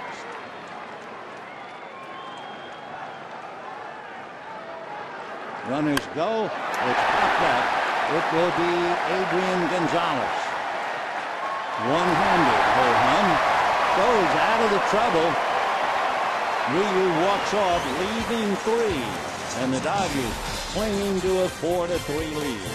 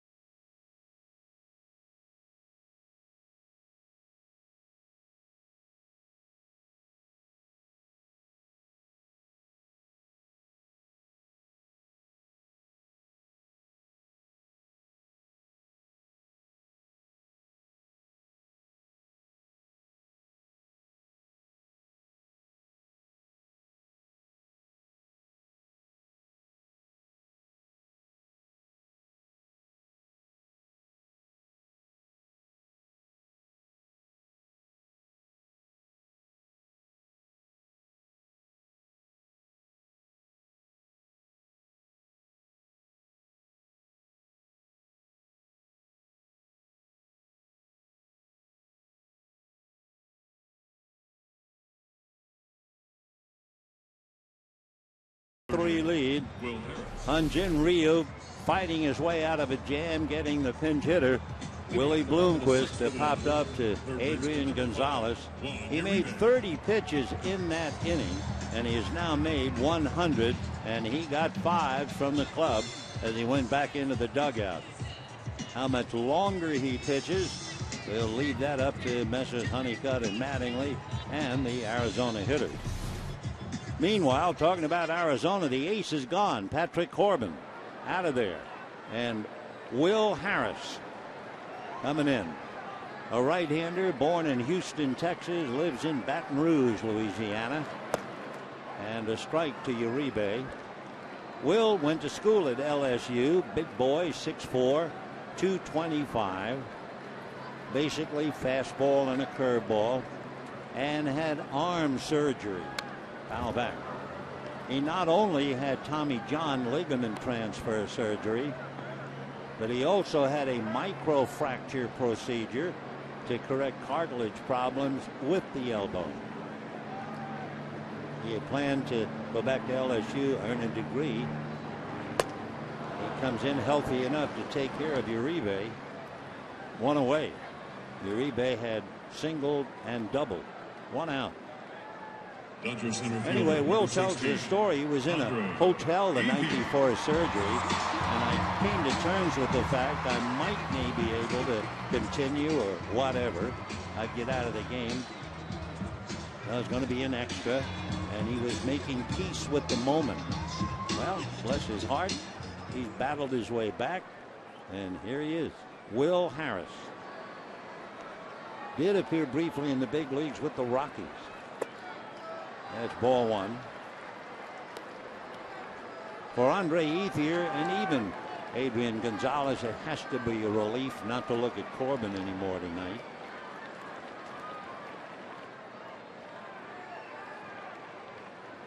One and 0. Ethier flied to center, grounded to second. Gonzalez had struck out twice, and then, as usual, came up with a key base hit in the 5th inning. Arizona claiming Will Harris off waivers in April of this year. 1 ball and 1 strike. That's popped in the air, foul. Here comes Miggy. So Ethier fouls out to Montero. 2 down in the 6th inning, and the batter will be Ramon Hernandez. Catcher, number 55, Ramon Hernandez. In a nutshell, Arizona scored 3 in the 4th. Dodgers came back with 4 in the 5th. And here we are in the bottom of the 6th. 4 runs, 8 hits for the Dodgers. 3 runs, 11 hits for Arizona. The Dodgers trying to win a series at home against Arizona for the first time since 2010. So Gonzalez and company leading by a nose. Meanwhile, Uribe watches. Hernandez settles in. The catcher has popped up, grounded out, 0 for 2. But when he grounded out in the 5th inning, a slow roller to second, he was credited with a run batted in. 0-1.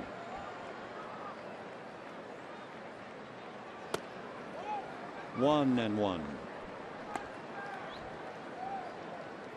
When the Diamondbacks come up in the 7th inning, it'll be the top of the order. Pollock, Parra, Goldschmidt. I don't think Ryu's going to pitch anymore tonight. They still have the bullpen working, and it's young Chris Withrow. Well, I don't think they'd have him just throwing for practice. I don't think we could find Ryu in the dugout either. 2-1. 3-1. Will Harris is in his 14th game. ERA of 3.1. And what's really good for him, 2 walks, 12 strikeouts. And then he got Uribe, so it's 2 walks, 13 strikeouts. Very impressive. 3-1. And ball 4. So Harris walks a man. That'll bring up Castellanos. And the young left fielder getting a chance to play tonight with Puig out with the sore shoulder. Castellanos single to left and double to left. He scored on the triple by Ryu. And the indication about Ryu, we should soon see who's going to come out in the on-deck circle. Ryu would be due up. Looks like Schumacher coming up. Yep. So 2 out, a runner at first, Hernandez. Goldschmidt letting Harris know, I'm not going to hold on the veteran catcher. Castellanos 2 for 2.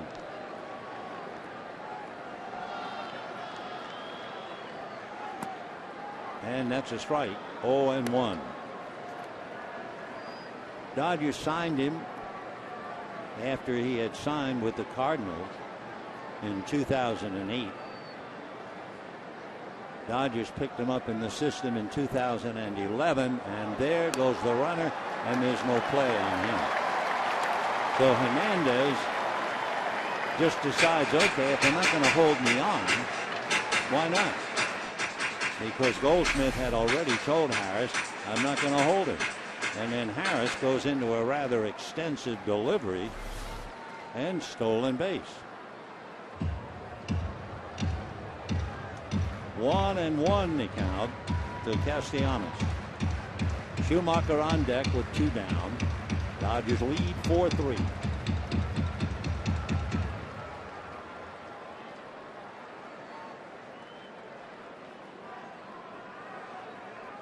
One ball and 1 strike. 1-2. Castellanos is an even 6, 195. He'll be 27 in August.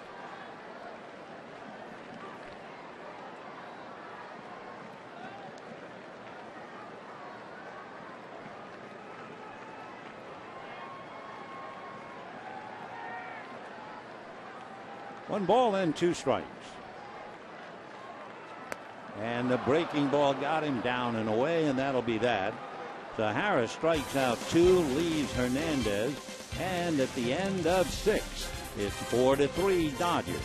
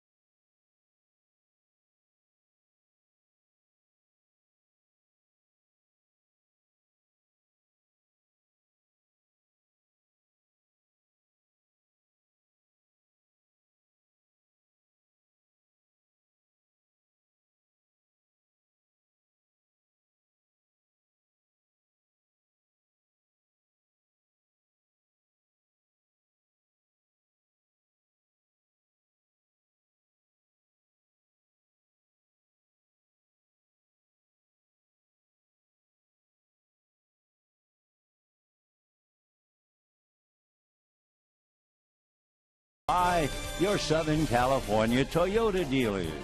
By Time Warner, enjoy all the things you love better. 1-855-WANT-TWC. And by Farmer Boys. Get an award-winning Farmer's Burger, topped with farm fresh veggies, cheese, bacon, and avocado. As we go to the top of the 7th with the Dodgers leading the Diamondbacks 4-3. Pitching, of course, is always a story. We're always forever matching up the starters. They are both gone. Corbin in 5 innings, 65 pitches. Hyun-Jin Ryu was in constant trouble, 11 hits. Every time he looked up, he was in trouble. But he made 100 pitches and actually went out thanks to his own triple with a 4-3 lead. And for Corbin, a rare night indeed to be KO'd early in the game. Remember, he was 9-0 as the Dodgers try to pin him with his first loss of the year. Dodgers made the anticipated move. Skip Schumacher comes in to play right field. He will bat 9th, meaning first up in the 7th. And on the mound is Chris Withrow, making his major league debut. He's from Midland, Texas. Dodgers signed him a first-round pick in 2007, and he's been hung at Chattanooga. Finally, After spending 4 years in Chattanooga, he got up to Albuquerque, and they called him up. He's a chip off the old block. His father pitched in the White Sox organization. Later on, became his high school pitching coach. Then in high school, he committed to Baylor University. And after all of that, here he is. And as you can imagine, a kid from Texas, he idolized Roger Clemens and Nomar Garcia-Parra because as a high school player, he also played shortstop.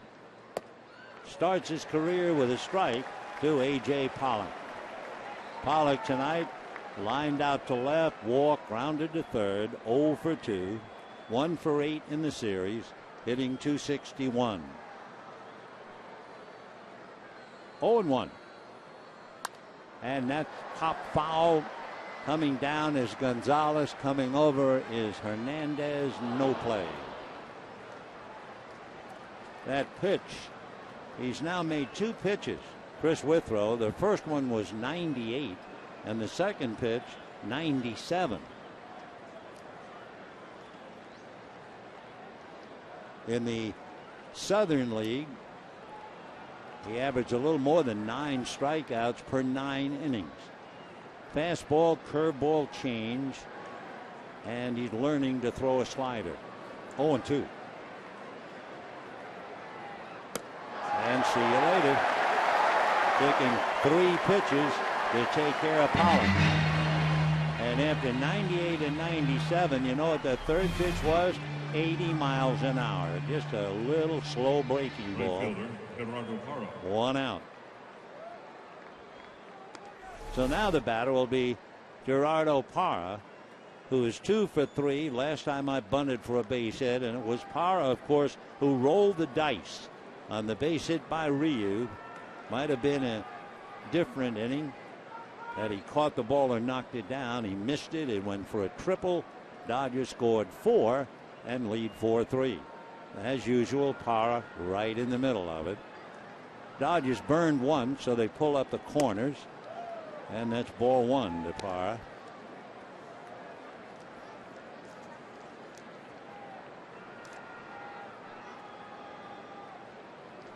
Parra hitting .322, 2 for 3.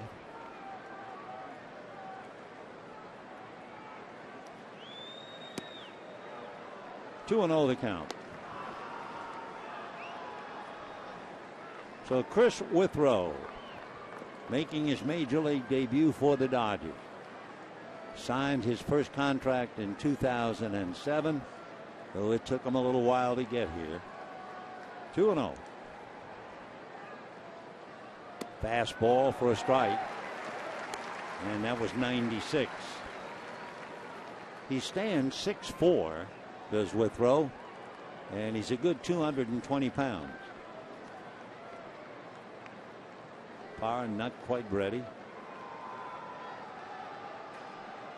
Open stance. Swing that right leg in.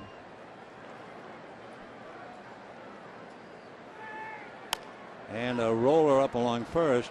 Foul ball. 2-2. That last pitch was 99. Though he started Parra with the off-speed pitch that had struck out the previous hitter Pollock. And now he's gone back to throwing hard. 97, 96, and 99.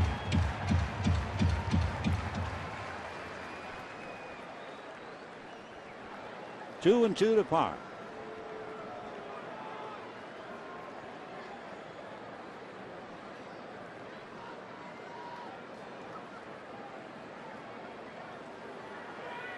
On the hands, fouled away. That was 89.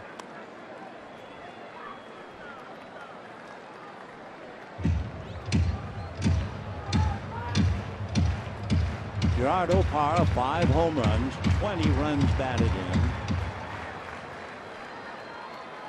He played center field last night. We've seen him play a lot of left field as well. 2 and 2. And a drive to left, but to right. Schumacher's there. So 2 away in the 7th inning, and Paul Goldschmidt coming up. Let's take a look at the National League West final scores. San Diego does it again. They sweep Atlanta. Pittsburgh pounds the wounded Giants 12-8. And Washington defeated and slowed down Colorado 5-1. You know, Colorado was 1 game back when this game started tonight. 1 back of Arizona.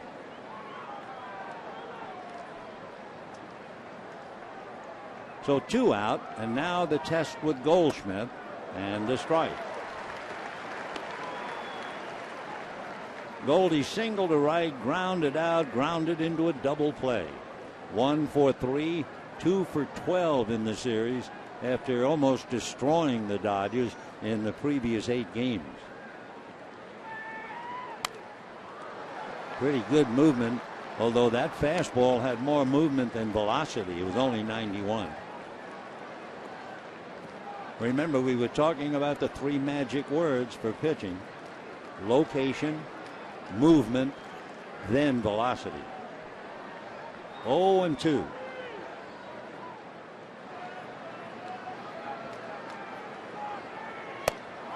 Fastball away. That was 98. Wow.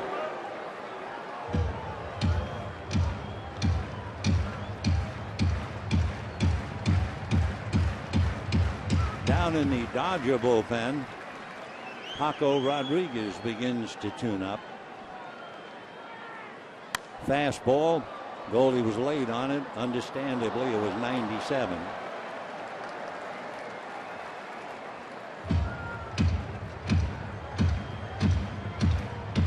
Goldschmidt hitting .319, 15 home runs, 59 runs batted in, 1 tough hombre.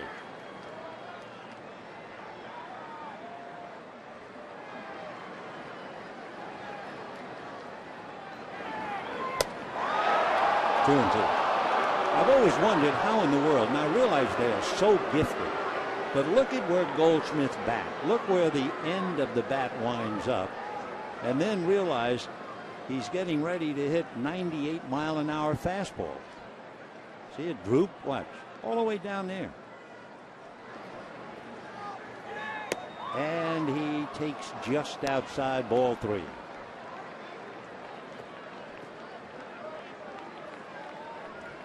Waiting on deck, Cody Ross.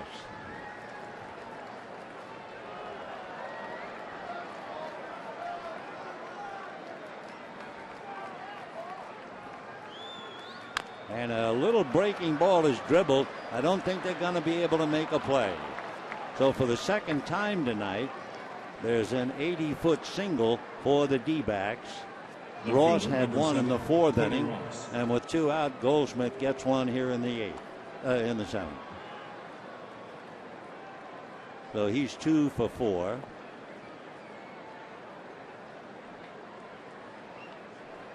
Cody Ross hit into a double play, dribbled 1 along 3rd, and then a clean single to left. You take Parra, Goldschmidt, Ross, and Montero. You have 8 hits there. 8 of the 12. Each man with 2. So Goldschmidt, the tying run with 2 out. Dodgers lead 4-3. Goldschmidt, as big as he is a threat. Line drive into center, base hit. Goldschmidt will stop. Goldschmidt has stolen 6 out of 7. So that's the 3rd hit for Cody Ross. 2nd time in the series that Cody has had 3 hits. So 2 on, 2 out, and here's Montero. So of course these fellas, 97, 98 sounds to us overwhelming. But if it's not moving, especially at the end of the delivery, it's another story. And now hold on. As Honeycutt's going out. With Montero, you have Paco Rodriguez, but I think it's 100 times out of 100. Honeycutt goes to the mound but never brings a hook. He's out there to instruct, and Paco waits.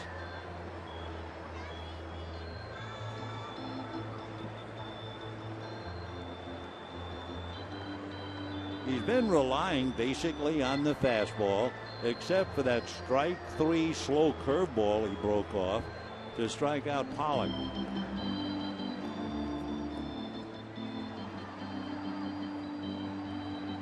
So Chris going back to work, 2 on, 2 out. We're in the 7th inning, and the Dodgers lead 4-3. Miguel Montero, single to left, single to center, struck out, scored a run.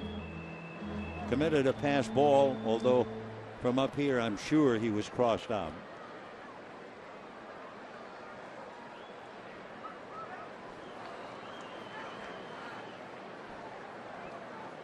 Montero hitting .212, 3 home runs, 19 runs batted in. Starts him fastball at 99. If that gun is working. 1 ball and no strikes.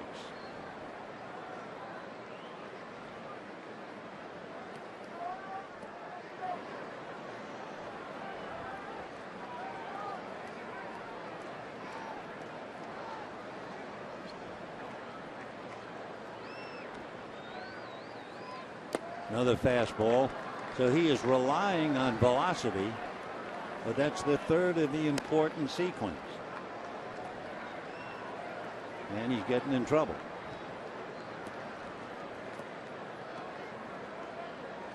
Two balls and no strikes. They might swing at more of those pitches in the minor leagues, but not in the big leagues.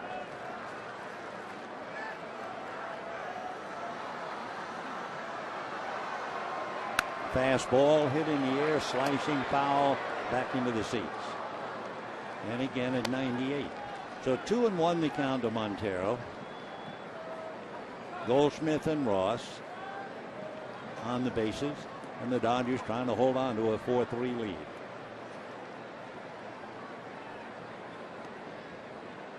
Goldschmidt runs well. He might be about 240 pounds, but he's 6 out of 7 out there with stolen bases. And he's the tying run. Fastball, a flare, that's going to be trouble. And here comes Goldie to score. No chance to even make a play on him. So a pop fly single that's good enough to cash in Goldschmidt and tie up the game. That is the 3rd hit for Montero, and his first run batted the fastball, and he was able to nudge it. Goldschmidt scores, and it's 4-4. So that takes Rio out of the game. Corbin is off the hook, and we start fresh. Goldschmidt talking to Cliff Pennington, I'm sure, about Withrow. Prado grounded into a double play, single to left, and walked. 4-4 in the 7th. And ball 1. Hernandez out to try to calm him down a little bit. I think that 89 was a pitch where he tried to throw hard. It never works.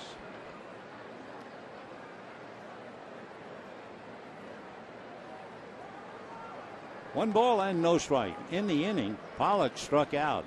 Parra flied to right.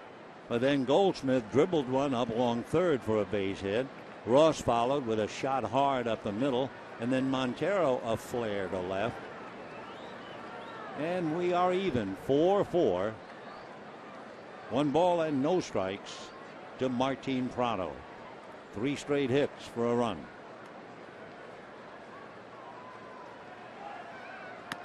Fastball low. We paid attendance tonight. 41,927. 41,927. Saying goodbye to the Dodgers before they head for Pittsburgh. 2-0. He's hurting now. He's got to throw strikes.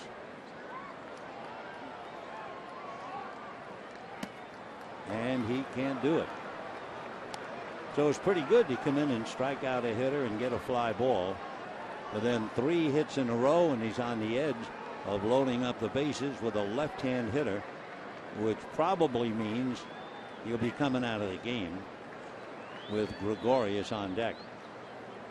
3-0 to Prado. And he walked him, so he's really hurting now. So the bases all loaded, 2 out, and here comes the skipper, and there goes Chris Whitlow. So he started out in high gear, and then the little squib single that set him up for a bases loaded, and they'll have to come and get him. Paco Rodriguez will be coming in to try and get the 3rd out against the left-hand hitting Gregorius, and we'll be right back.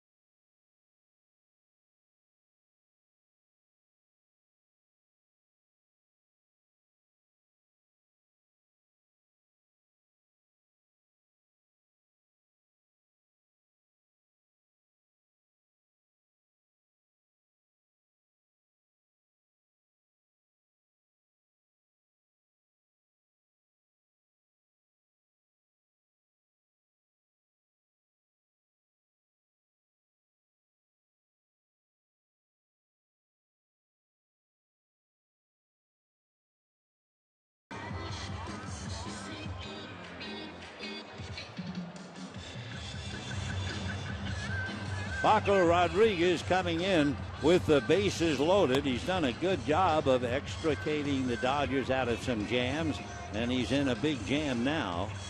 Bases loaded, 2 out in a 4-4 tie. You have Cody Ross at 3rd, Miguel Montero at 2nd, and Martin Prado at 1st. The batter is Didi Gregorius. He popped up, single to right and single to left.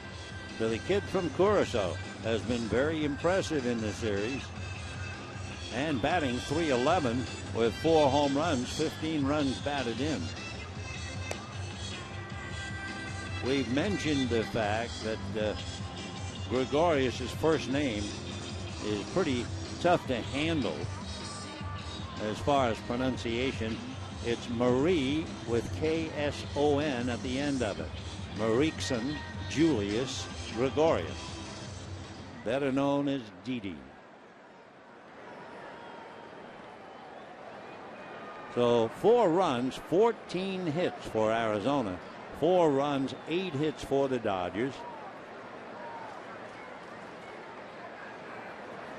Breaking ball strike, 0-1.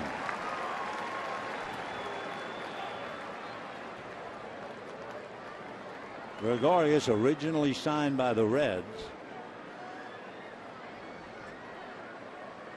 No balls, 1 strike.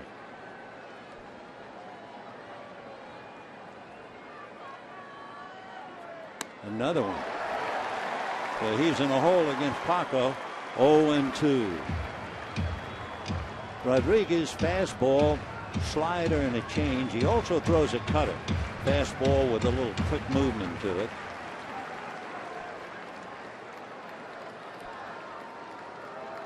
Time.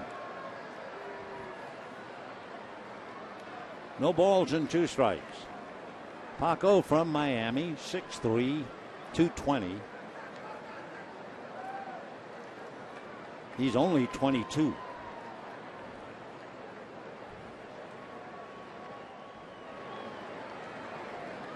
Slider's been a very big pitch for him. So we'll see now what Gregorius gets. 0-2.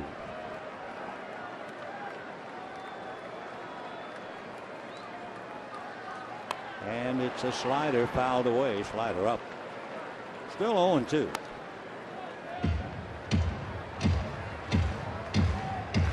Ryu, Withrow, and Rodriguez.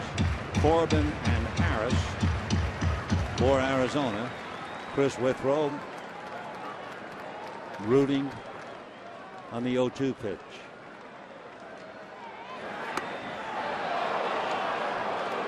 One and two.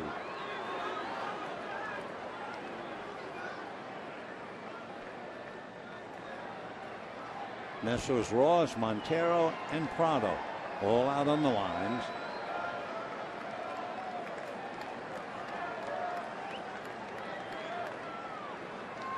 Fastball. Fouled over to Pennington on deck. So 1 ball and 2 strikes. Bases loaded, 2 out, 7th inning. And the Dodgers and the D-backs battling it out in their 9th meeting of the year. Arizona has won 6 of 8.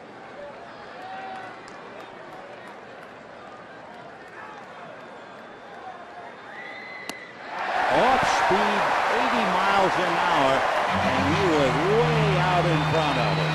So a great pitch. Gregorius strikes out.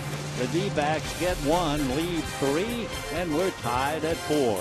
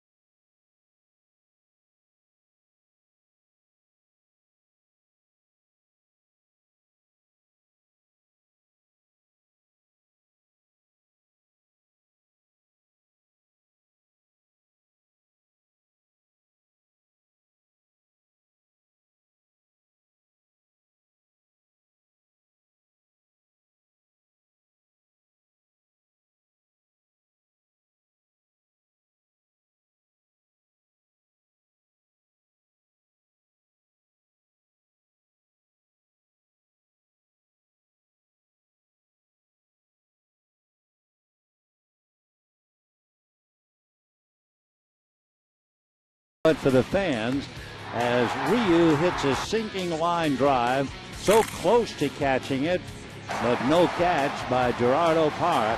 It rolled all the way to the wall, and Hyun-Jin Ryu wound up standing up with a triple, and the place went wild. However, with all of that, Parra and company are right back in the game in a 4-4 tie. And left-hander Tony Sipp out of Mississippi. Yep, he's from Pascagoula, Mississippi. Went to Clemson University. He'll be 29 the middle of July. He was originally selected in the 45th round by the Cleveland Indians and made it to the Indians for the first time 4 years ago and was with them right up through last year. So Tony Sipp making his second appearance. He was in game 1. He pitched briefly in the 8th inning. Skip Schumacher taking ball 1. Schumacher, remember, came in the double switch, so he's batting 9th and leading off.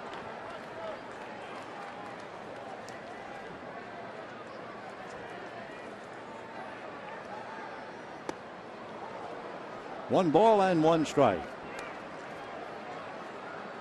Schumacher going 0 for 4 yesterday. So his 15-game streak went down the line. David Free's 20-game streak ended tonight. 1-1.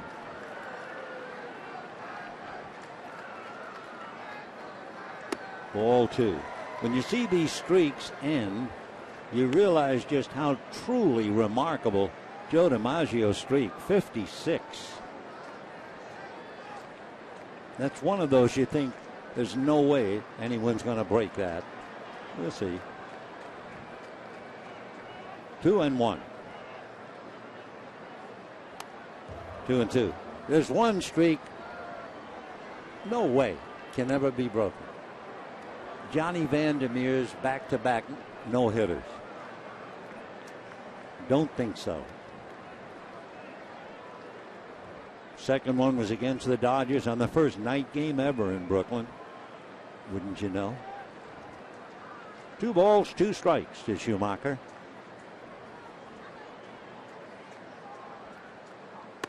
Ball 3. Tony Sipp working on Schu.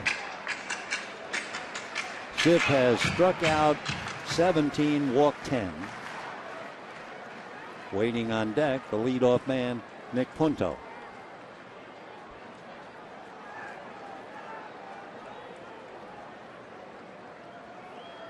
Fastball grounded to third. Staying with it is Prado. In the dirt, backhanded by Goldschmidt. And we have 1 out here in the bottom of the 7th. Shortstop number 7, Nick Punto. Nick Punto flied to left, was born on a fielder's choice.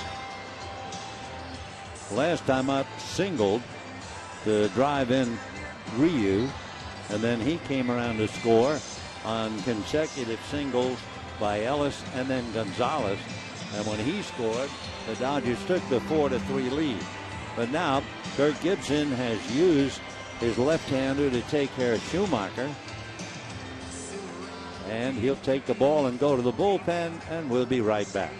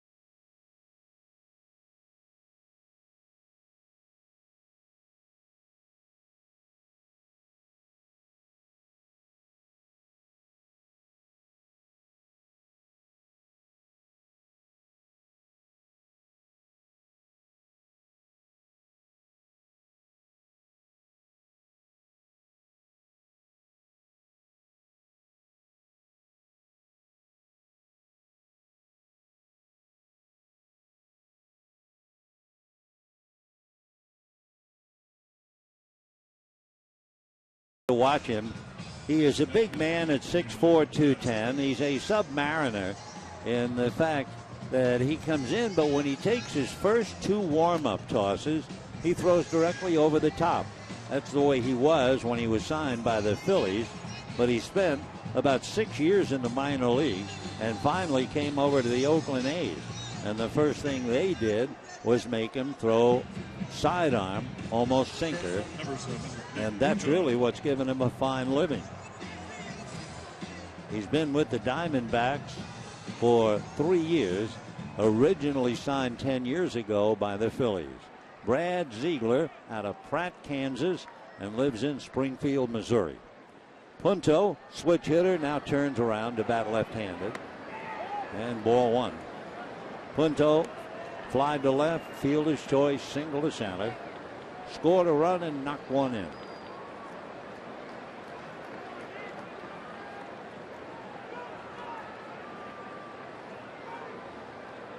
And that's line drive caught by Prado. Wow. They defy description. Their reflexes are really unbelievable. Dodgers second baseman, number 14. I mean, that was a blur. And somehow he caught it in the blink of an eye. You could hardly be sure he caught it. Wow. Boy, was that a play. So Punto lines out, and we have 2 down in the 7th. And here's Mark Ellis. Ball 1. Ellis grounded to third, fly to left, and single to center.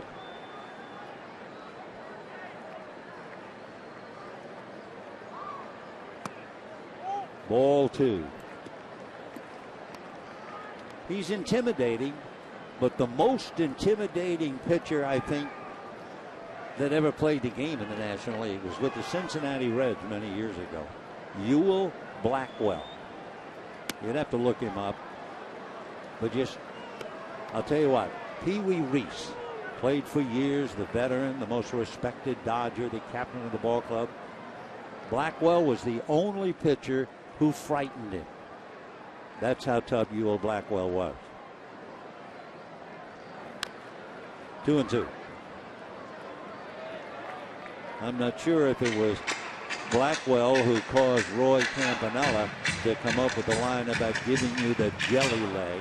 If you're a right-hand batter, it's awfully hard to keep that left leg in place when the guy's throwing by way of third.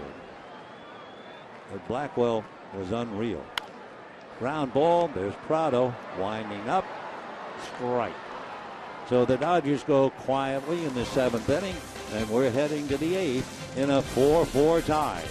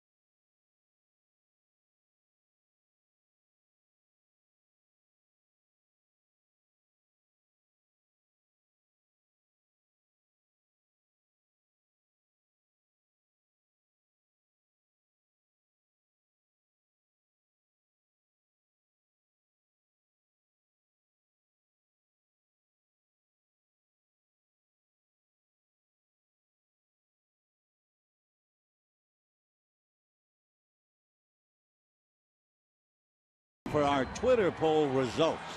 Remember the question, should the penalty for a hit by pitch to the head be greater than hit by pitch to the body? Yes or no? Well, it's pretty obvious. 96% say you should be penalized a lot more for hitting somebody above the shoulder. Remember, last night Greinke was hit on the helmet off his left shoulder. And then, of course, Yasiel Puig was hit in the face. Anyway, bad memories.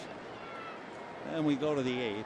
Pennington and Kubel on deck against Paco Rodriguez.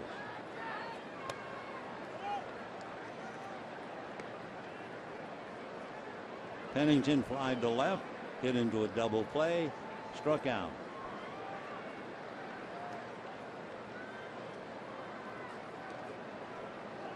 1 ball, no strikes.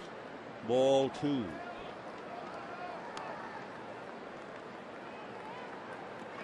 Jason Kubel, who's on deck, started last night's game and hit a 2-run home run. He also appeared as a pinch hitter and had an infield single. 2-0. And ball 3.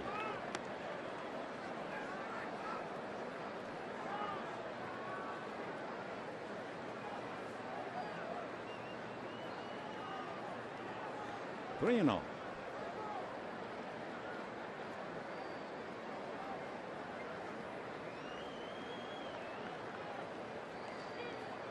And a strike.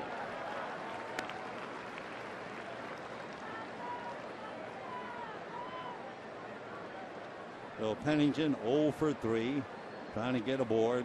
Kubel waiting quietly on deck. And that's high, ball 4. So Pennington gets a walk for Rodriguez. Remember, he came in with the bases loaded and struck out Gregorius. Now he walks Pennington, and here comes the veteran Jason Kubel. Kubel had 30 home runs last year for Arizona. Though it was no surprise that he would hit a home run. Last night it followed a hit batter when Montero was hit on the back. Ronald Belisario begins to loosen up. Kubel, who lives in Calabasas, he's from South Dakota. And a towering foul that's going to go out of play. And the count 0-1. By the way, in talking about last night, blah, blah, blah, it reminds me to tell you what the umpires did. It's all part of the job. Senior umpire Brian Gorman. All 4 umpires after last night's game stayed in the umpires' room somewhere between 3 and 4 hours after last night's game. All vocalizing, all talking about what they saw, what they remembered. They wanted it to be fresh in their minds, so they weren't going to go home and sleep on it. They stayed here till the wee small hours, made the report, and wired it to New York. So it was in the office when everyone arrived in the office this morning. The life of the umpire. We will not find the results of the report for a day or so, I'm sure. Check swing, they're going to call him on it. So Kubel rides the elevator, pinch hit single, then a 2-run home run last night, and this time called out on strikes.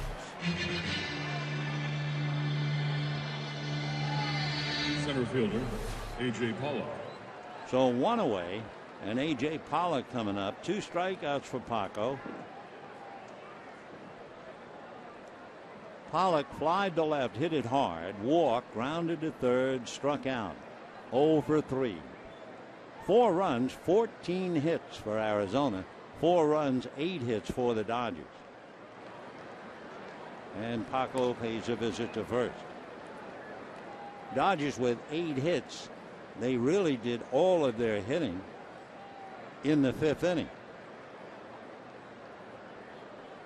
They had 2 hits in all of the other innings, 6 hits for their 4 runs in the 5th.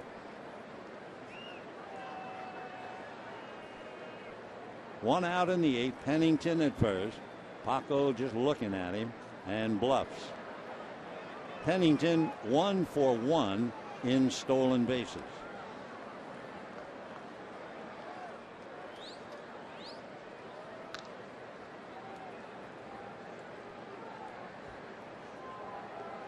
Eighth inning, 4-4.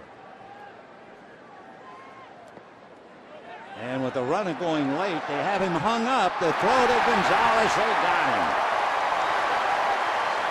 Pennington started to go, got almost halfway, and tried to get back. And Hernandez fires down, and that's that.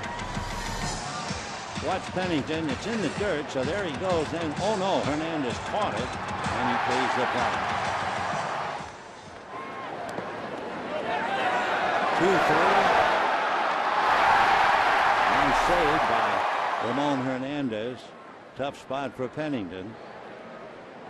1-0 the count to Pollock. Off speed, good changeup. And Pollock, remember Pollock in the 7th inning?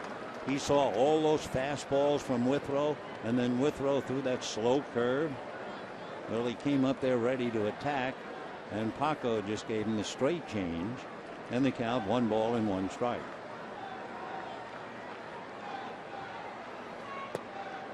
Ball 2.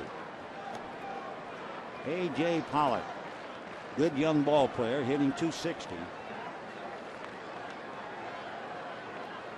He has 5 home runs, 22 runs batted in. The boy from Notre Dame.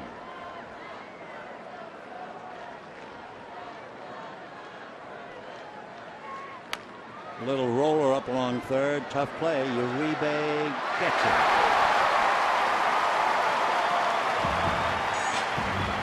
So no runs, no hits, nobody left. We're heading to the bottom of the 8th, 4-4.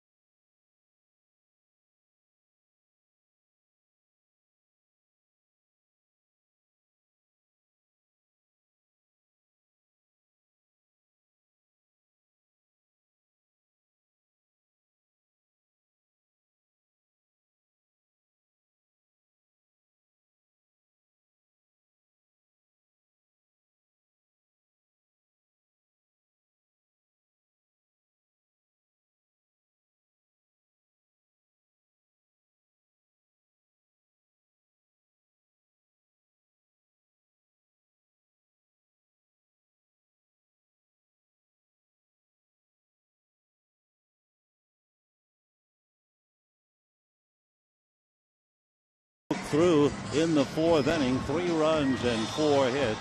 Dodgers came back, 4 runs on a half a dozen hits. The highlight was Gerardo Parra missing the sinking line drive by Rhea. It wound up for a triple for Patrick Corbin, a season high, 4 earned runs. He had the lead. And the Dieback, they have 14 hits, all singles. And they left the bases loaded in the 6th inning. Came right back, left the bases loaded in the 7th. So they've been frustrated, and they bring in David Hernandez. Hernandez, big boy out of Sacramento and Elk Grove, and he pitched last night and gave up 3 runs in the 8th inning. And the Dodgers won that game 5-3. Foul back.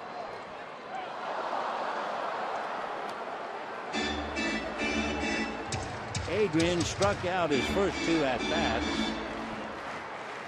up against Patrick Corbin, but then got a base hit in the 5th inning against Patrick. And the Dodgers had a 4-3 lead. It's now 4-4.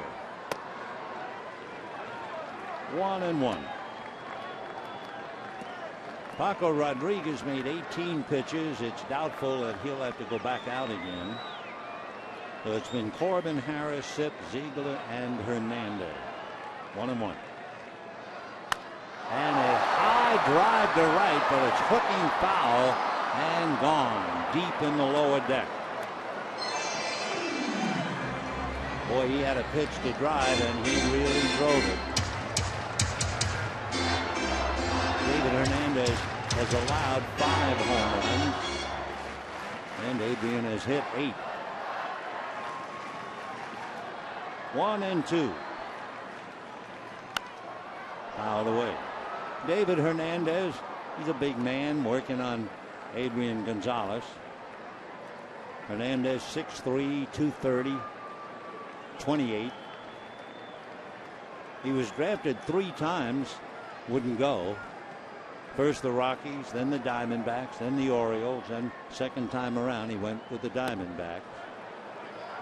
2-2 to count. David basically fastball, curve, and changeup. His breaking ball, curve slider type of a pitch. Players call it slurvy. Fastball lifted to straightaway center. Pollock is there. So Gonzalez fly ball goes 1 for 4, and we have 1 out in the 8th. By the way, to look ahead in the 9th inning for Arizona, they will have Gerardo Parra, Paul Goldschmidt, and Cody Ross. And if anybody gets on, Miguel Montero. In the Dodger bullpen to pitch tonight is Kenley Jansen. Jerry Hairston popped up, grounded to short, flied to left, deep to left. Made a great throw, but it got away from Hernandez. Otherwise, he would have thrown Ross out at the plate easily. Strike. 0-1.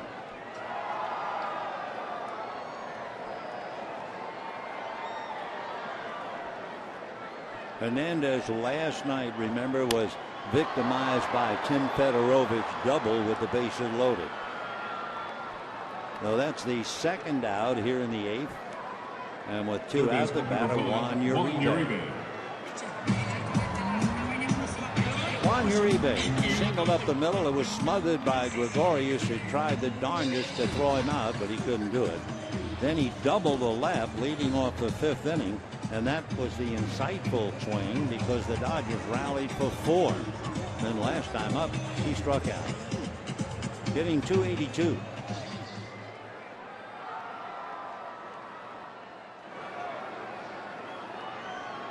Two out in the 8th, 4-4. Fastball, roller to short, broken bat fastball. So Uribe will never use that bat again. The Dodgers go 1-2-3, and at the end of 8, we're even at 4.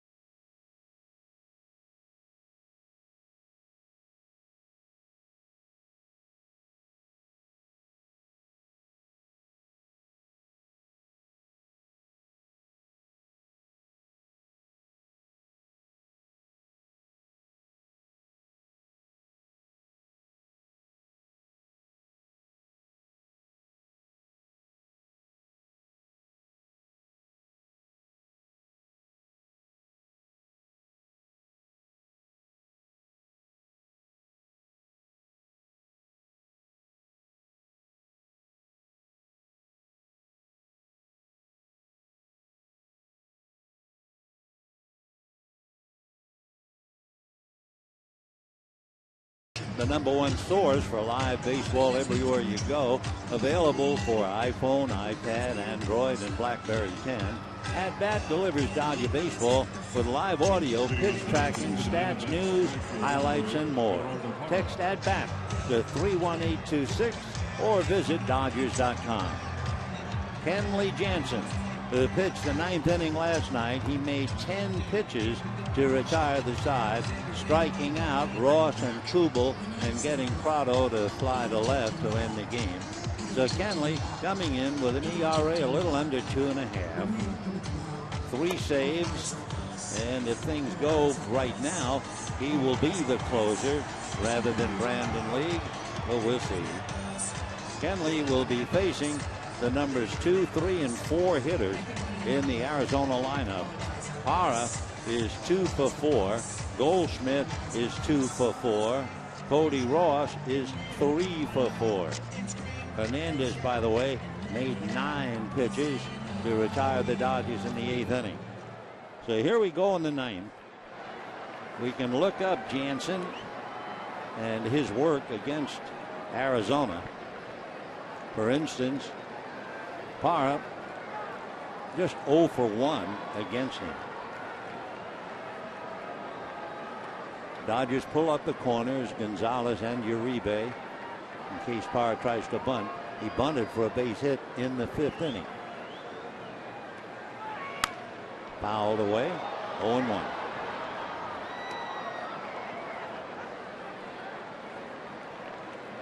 Parra hitting .320. He has 5 home runs, 20 runs batted in.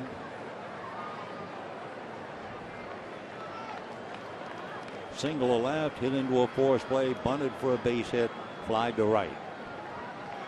0-1.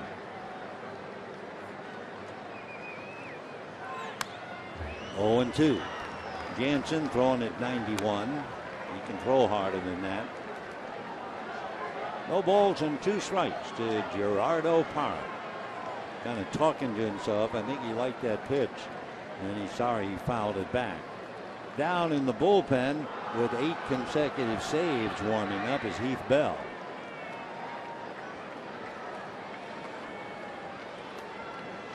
Oh and 2 to Parra.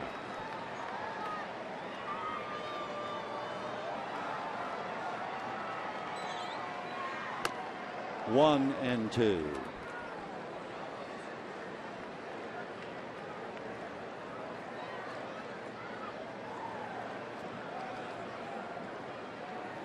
Parra's 5'11". Reduces the strike zone just a little by bending that back leg.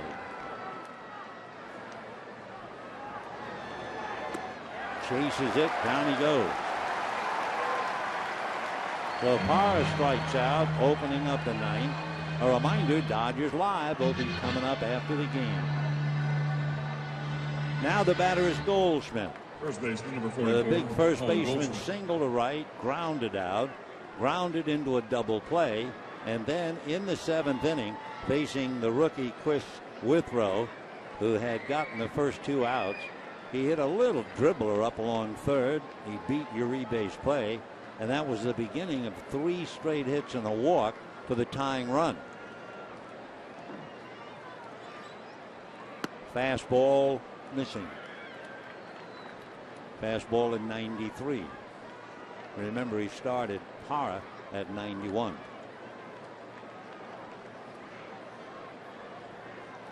One ball and no strikes. Goldschmidt, 15 home runs, 59 runs batted in. 1 ball and 1 strike. On deck, hitting back of him, Cody Ross.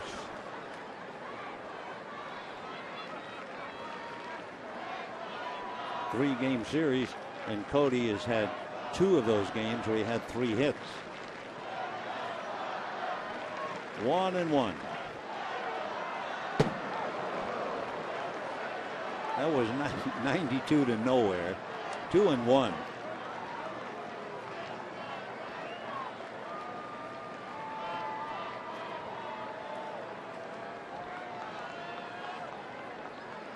Paul Goldschmidt, top hitter in the number 3 slot, has always done well here at Dodger Stadium.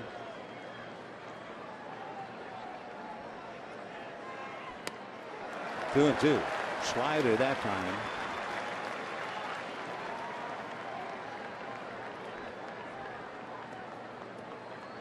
Goldschmidt's so dangerous. In the first 8 days of June this year, he had at least 1 RBI in all 8. He knocked in 17 runs in the 8 games. 2-2. Chased it. A 93 fastball with a little late movement. And Goldie went across to take a swipe at it. There, and then it's out there. So with 2 strikeouts, it's a repeat of Kenley Jansen last night. Last night he struck out Ross and Kubel and then got the 3rd man. And here in the 9th he has struck out Parra and Goldschmidt. So here's Cody. Has trouble against Jansen 0 for 6.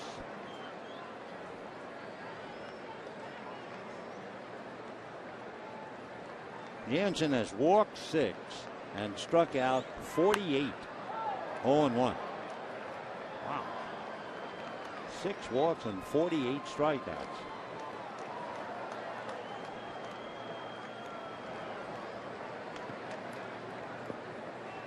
Ross hit into a double play. Had a little roller for a base hit up along 3rd. Single to left, single to center. Scored once, and he should have been out at the plate way back in the 4th inning. Little roller, charging and picking is puntoed again. Well, that's a very nice 9th inning for Kenley Jansen, who's now the closer. And got him of the 9th, 4-4.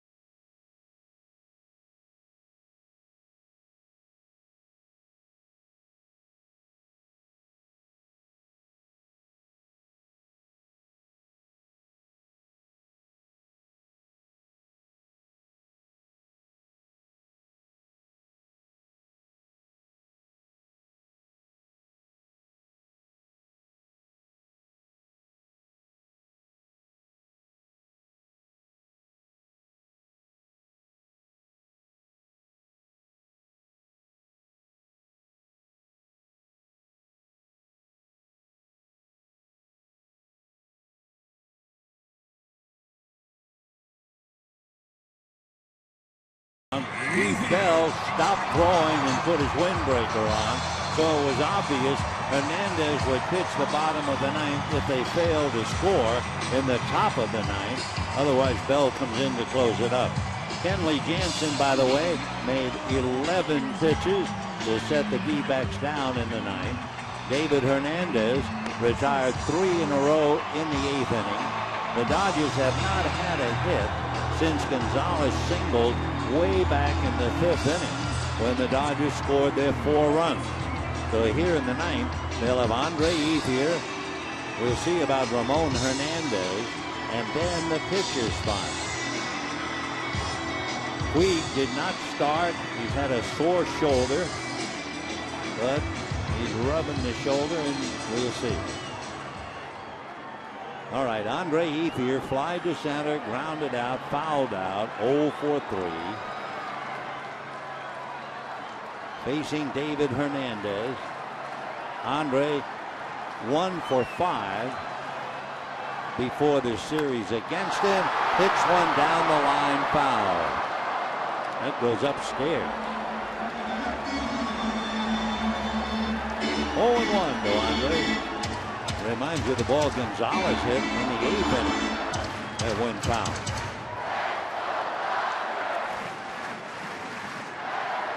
David Hernandez has allowed 5 home runs. 0-1.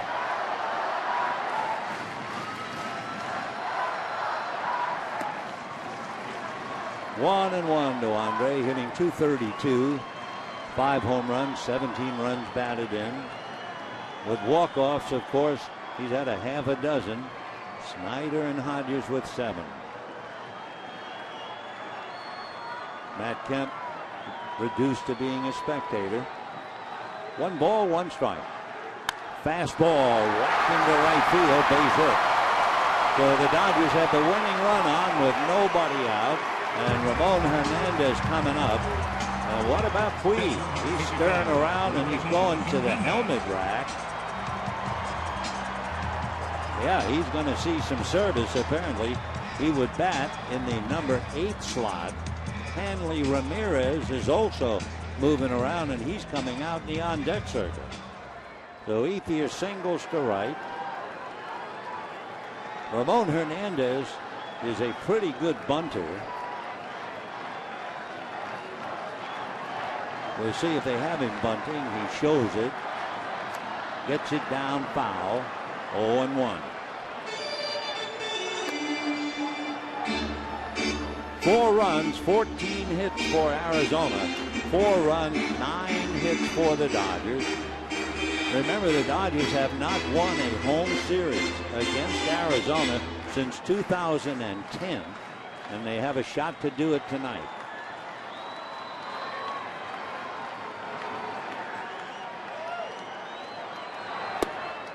One ball, 1 strike. Ramon Hernandez, they didn't bother to even look at him when he was at first in the 6th inning. And remember, he stole second, so we looked it up. And it's his first stolen base in 4 years. Andre Ethier does not steal bases. He's not 0 for 2, and they were busted hit and run plays.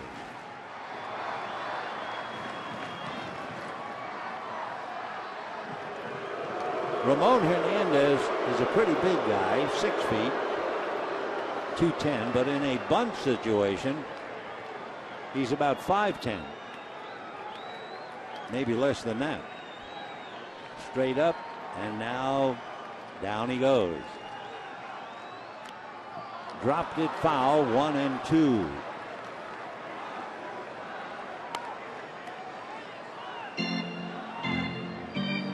We'll see if the bunt is still on.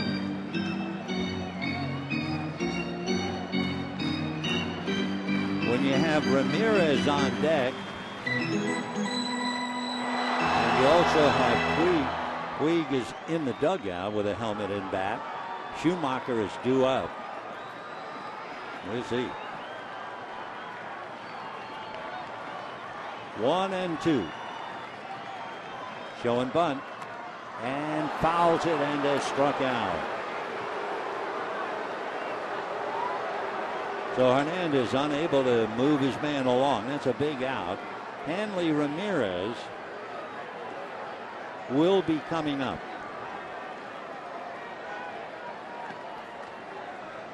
But they wanted Ramirez to go up there with a runner at second base and a chance to win the game. Attention, please. Hanley ran the bases. We saw him run. Oh gosh, almost 10:30. So we saw him run the bases 7 hours ago. Now he's coming up to pinch hit. Hanley Ramirez for the year is hitting .350. He is 1 for 3 as a pinch hitter. They probably would not have pitched to him had Hernandez moved Ethier along with the bunt. But here he is, batting for Jansen.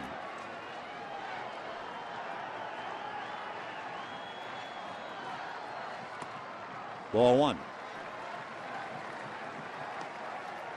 On deck, Skip Schumacher.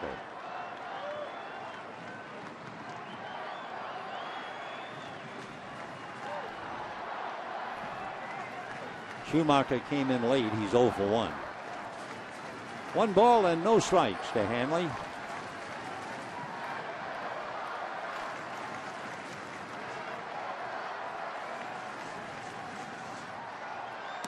Check swing. They're going to look. Swing, says the first base umpire. That would be Manny Gonzalez.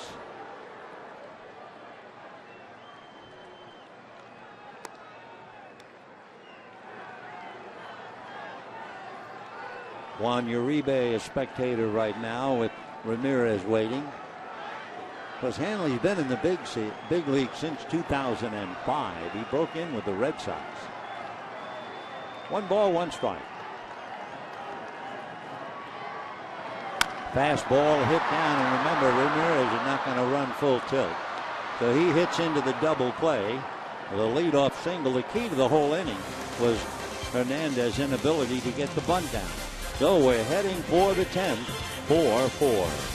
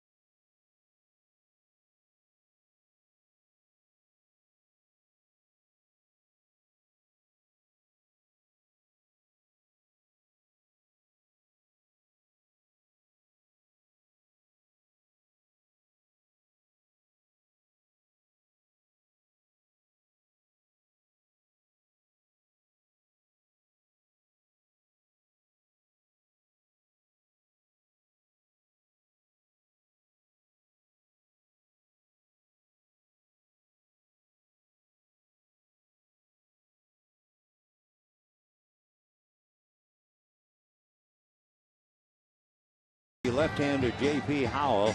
He'll face Montero, Pardo, and Gregorius. Because one thought, when this game eventually ends, Arizona goes to San Diego. But the Dodgers have to fly all night and go to Pittsburgh. That's already 1:15 Pittsburgh time. So it's going to be one of those late morning arrivals for the Dodgers, comforted by the thought that they're off tomorrow.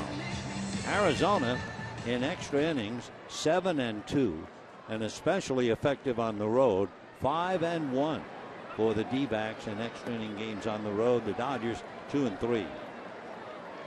So J.P. Howell will face Miguel Montero. 3 hits and a strikeout.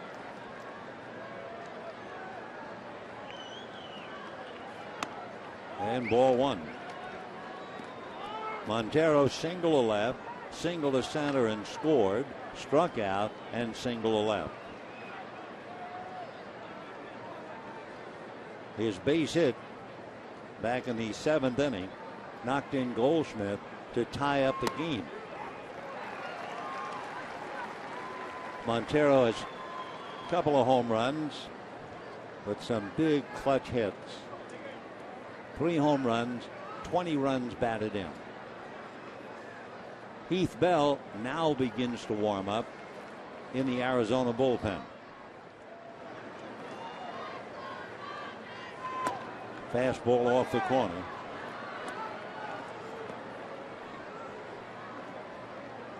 Kenley Jansen came in to retire 3 in a row in the 9th, striking out 2. He made 11 pitches.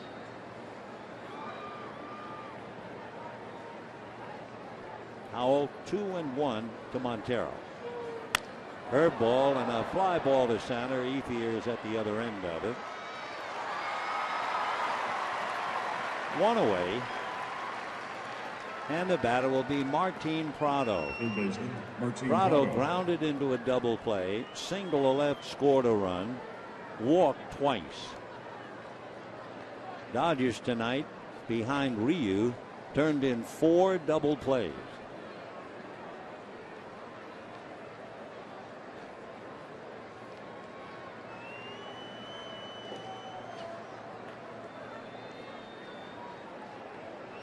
Prado hitting .246, 4 home runs, 19 runs batted in. Fastball for a strike, 0-1.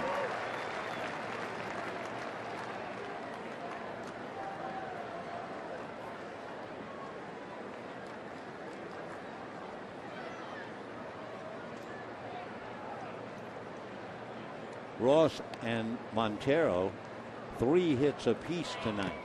That's in the dirt. It's 4 runs, 14 hits for Arizona. 4 runs, 9 hits for the Dodgers.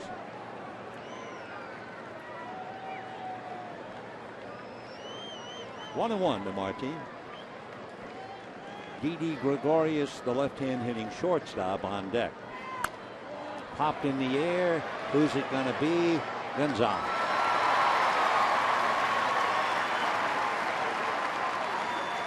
So 2 out here in the top of the 10th inning. And the batter Gregorius coming up. When the Dodgers come up in the bottom half of this 10th, they'll have Skip Schumacher, Nick Punto, and Mark Ellis. And if anybody gets on, Adrian Gonzalez, and that will be obviously against Keith Bell, who's been throwing in the bullpen. And Bell now has company, so we'll see. Josh Colmander begins to throw down there with him. Ground ball to Ellis, so we're going to find out in a moment. Down they go, 1, 2, 3. So we go to the bottom of the 10th. Nice job for J.P. Howell. 4-4, bottom of the 10th.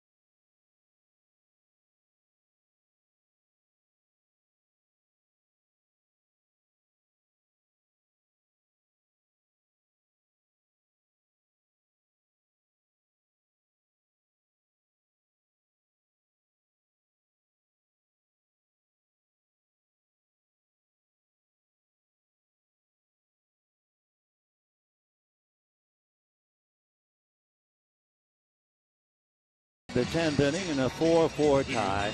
Of all the places in the world for a reliever to grow up and still live, would you believe in Michigan, Josh lives in a town called Homer. Better, it's Homer the poet. He's 6'2" and 235. Went to Central Michigan University. Homer, they tell me, about 30 minutes from the Indiana border.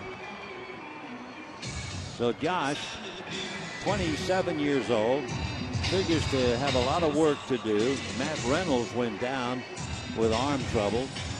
So here's Cole Mentor, and he's facing Schumacher, Punto, and Ellis after J.P. Howell made 8 pitches. For Cole Mentor, this is his first appearance in the series. Boy, he really throws downhill. 0-1.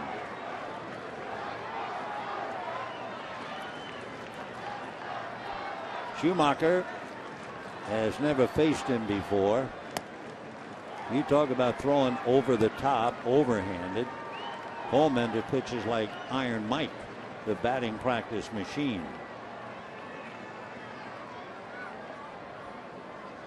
0-2. Interesting, isn't it, to match Holmender throwing over the top after having looked a little earlier at Brad Ziegler throwing by way of third base. 1 ball and 2 strikes. 2-2. Holmender, among other things, fastball and a change. He's experimented with a knuckleball and kind of a slurvy curve. And that swung on, missed in the dirt, tagged at the plate, and down goes Schumacher. He's 0 for 2 tonight. And with 1 out, the batter is Nick Punto. Look at this pitch. I mean, over the top. Nick Punto playing short, fly to left, reach on a fielder's choice, hit the ball back to the box, and they got the runner Castellanos in a rundown. That's back in the third. Then he singled to center and scored and lined out. A magnificent leaping catch of an echo. That's what it was. And the catch by Martin Prado. Mark Ellis on deck.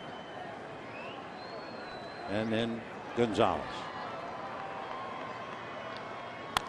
Ground foul outside of third, 0-2. The Arizona bullpen has done very, very well. They've had 19 saves, led by Heath Bell. 3 years ago, the bullpen ERA was 5.7. That would be worst in National League history. And they were throwing gasoline on the fire. But this year, the Arizona bullpen, its earned run average is 3. Big difference. Fastball lifted to center. Going back is Pollock. He's there.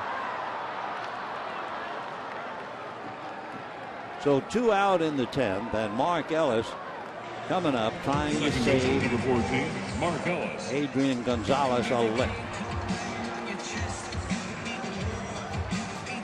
Ellis tonight grounded to third, fly to left, single to center, grounded to third. His base hit set the stage for Gonzalez to get the base hit and give the Dodgers a 4-3 lead back in the 5th inning. Good bunt. Holmender picks it up, throws too late. Wow. I think the first time we've seen Ellis try to bunt, and he legs it out for a base hit, and so Adrian is coming up. So Mark Ellis, a fine bunt single, his second hit. Got an off-speed pitch, laid it down and beat it out. Holmender off balance, threw on the run backwards, too late. So Mark Ellis, a 2-out bunt single, and here is Adrian. Struck out twice, single to center, fly to center.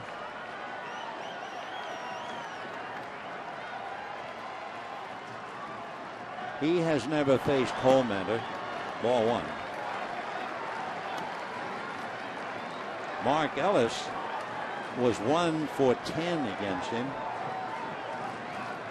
Andre Ethier not coming up this inning. He's 4 for 6 against Holmender. On deck, Gary Hairston. 1 ball and no strikes. That's in there. 1-1 to count.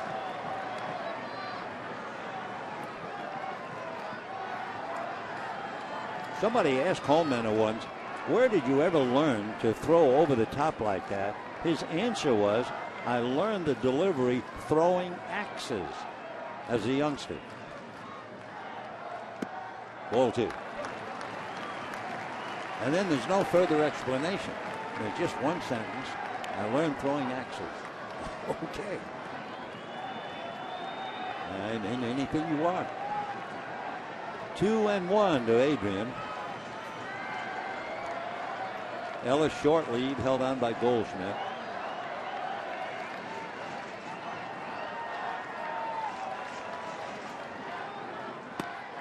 Boy, he wanted to hit that thing to Pasadena. 2-2. Adrian has 8 home runs, 44 runs batted in. Big swing on the pitch out of the strike zone. 2-2. Average at .314. Matt Kemp, Hanley Ramirez, spectators.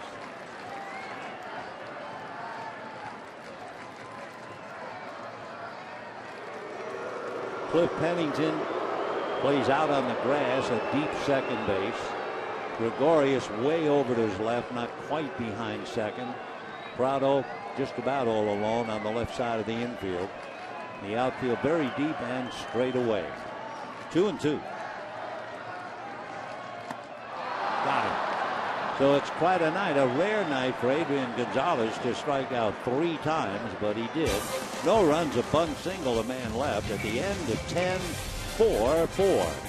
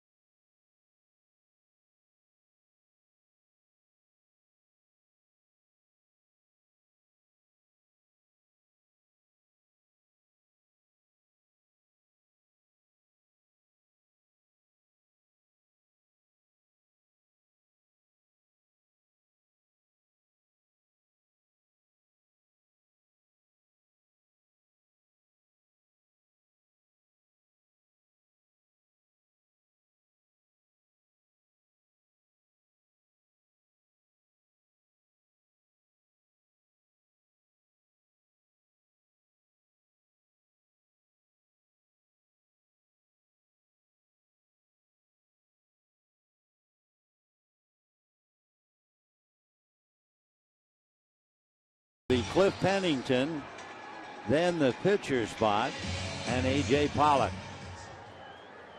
4 runs, 14 hits for Arizona. 4 runs, 10 hits for the Dodgers. Pennington flied to left, hit into a double play, struck out, and walked. J.P. Howell made 8 pitches in the 10th inning. Now works the 11th, ball 1. Arizona scored 3 runs in the 2nd. Dodgers scored 4 runs in the 5th. And then Arizona tied it with a run in the 7th. 2-0. Josh Colmeter will come out and bat.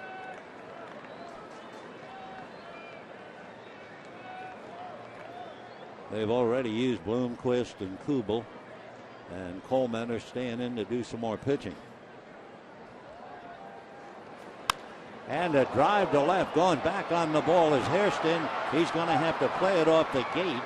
And on his way to second base with a long double is Cliff Pennington. So Pennington, the switch hitter, turns around and doubles against Howell. It's the first man to get into scoring position for Arizona since they loaded the bases in the 7th inning. Number 55, Josh Colmeter. So Josh Colmeter, the pitcher, coming up, and the first thing you want to know, can he bunt? Colmeter does not have a sacrifice, but he's only had 3 at-bats. He had a half a dozen last year, 10 in his career. So the Dodgers could not get the bunt from Hernandez in the 9th inning. And that's when Ramirez came up and hit into the double play. So now let's see if Arizona can get the bunt.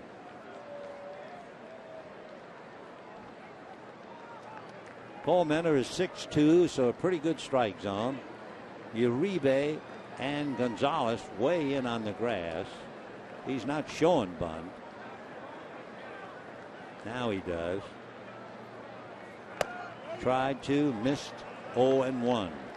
In the Dodger bullpen, Ronald Belisario loosening up. Belisario, interestingly enough, has not pitched in the series. He was pretty well worn out. He had pitched the last game of the Braves series. So Uribe in on the grass, Gonzalez on the grass, Ellis holding Pennington. He's right on the bag like a first baseman. 0-1. Now the bunt. No, he's going to swing. 0-2.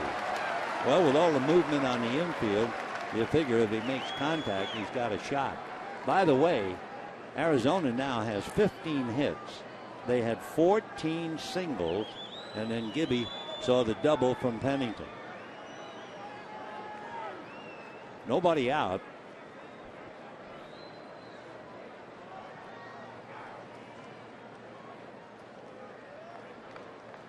So Cole Menard bunted once and missed, swung once, missed. Now Howell and Uribe want to have their own meeting. And now Gonzalez has a few words to say as well. And now here comes the shortstop, Punta.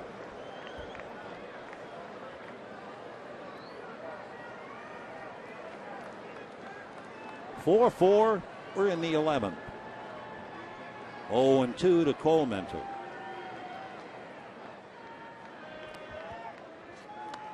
He's bunting. And did he miss it? Yep. Well, Cole Mentor strikes out trying to bunt. One away. Now the leadoff man, A.J. Pollock. Center fielder, A.J. Pollock.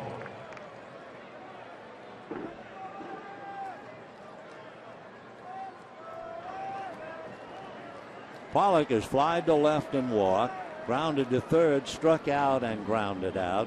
So he's 0 for 4 with a walk, and the right-hand hitter will get Ronald Belisario. And Belisario making the walk in as A.J. Howell gives up the double, and with one out, they'll go to the pen, and we'll be back.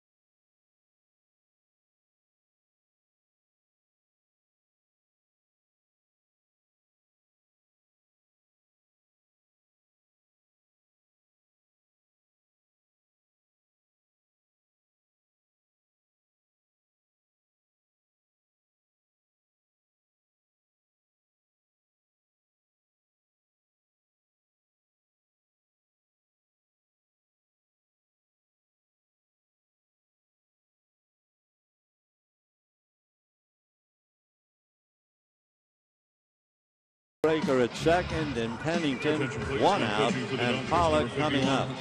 For Belisario, he was in the final game with Atlanta on Sunday, and he worked 2 1/3 innings. That's his longest outing this year. He picked up his first save the end of May. So he has 1 save in 4 opportunities. And now he gets Pollock. AJ 0 for 4 with a walk. Hitting .259. Dodgers back except for Uribe.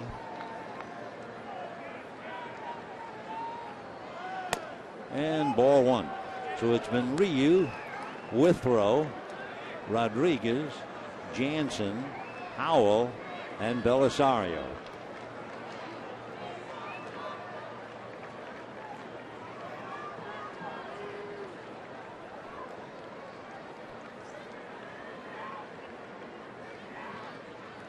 Slider, pop foul, out of play. 1 ball and 1 strike. Ronald Belisario had a Maracay in Venezuela. He's a big man, 6'3", at least 240. Originally signed by the Marlins in 2000.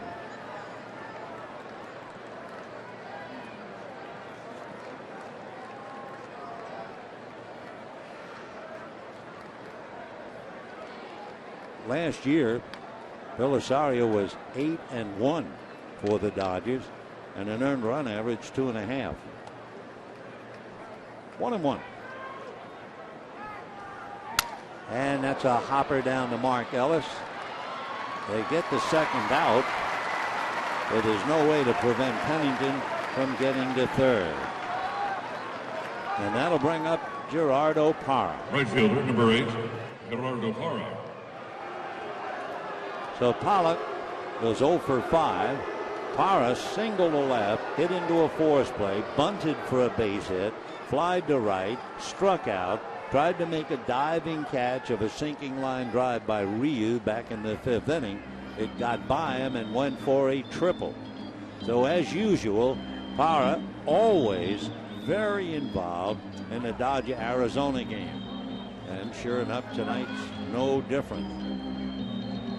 Parra, a very tough little competitor. Dodgers are well aware of that. He's 5'11", a 200-pounder from Santa Barbara del Zulia in Venezuela. We mentioned earlier there are only 3 gold gloves ever earned by Arizona players. Orlando Hudson, Steve Finley, and Gerardo Parra. He has 8 assists in the outfield, made that great throw to nail Puig, trying to go from first to third the other night. So with all of that in mind, here is Parra. He is 2 for 5, trying to pick up a go-ahead run from third, which reminds us about Belisario. And ball 1. Belisario does not have a wild pitch. 1 ball and no strikes. On deck, Paul Goldschmidt.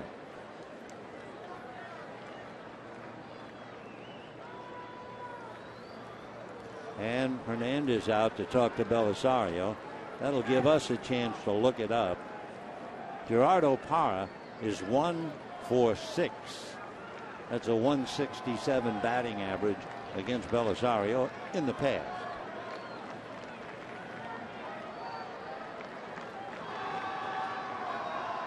One ball and no strikes. And ball 2. On deck, Paul Goldschmidt, who has 3 hits. No, check me 2. 2-0.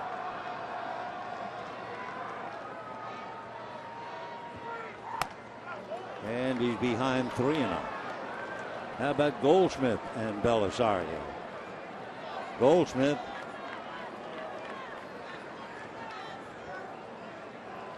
oh for 5.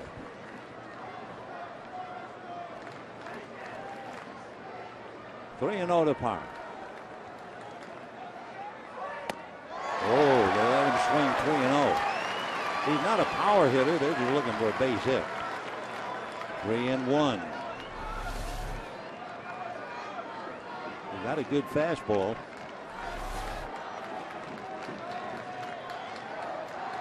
Well, if they let him swing 3-1, you have to assume after 3-0, he'll go 3-1.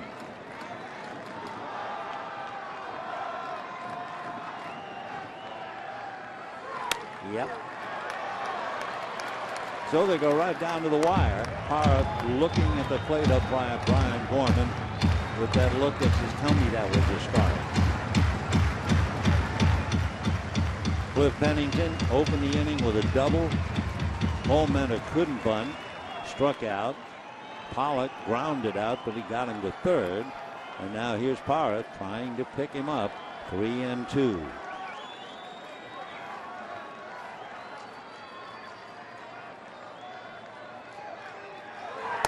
Way inside. So Parra gets the walk. And that will bring up Paul Goldschmidt. Goldschmidt single to right, grounded out, hit into a double play, topped the ball up along third for a base hit, and struck out. So Parra's had 2 hits, Goldschmidt that has 2, and then you get to Ross with 3, Montero with 3. So first and third. Now Parra has 5 stolen bases. He's been caught 7 times, but the Dodgers have to be very careful as to what they're going to do if Parra takes off. And ball 1.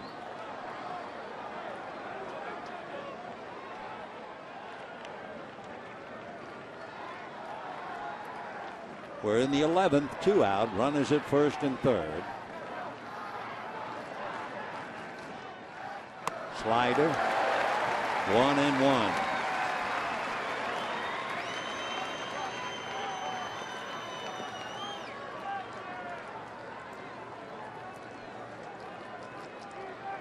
Coming down the line, Cliff Pennington. Away from first is Gerardo Parra. 1-1 to Paul Goldschmidt. Swung on, hit in the air to left. Here comes Hairston. Makes it back.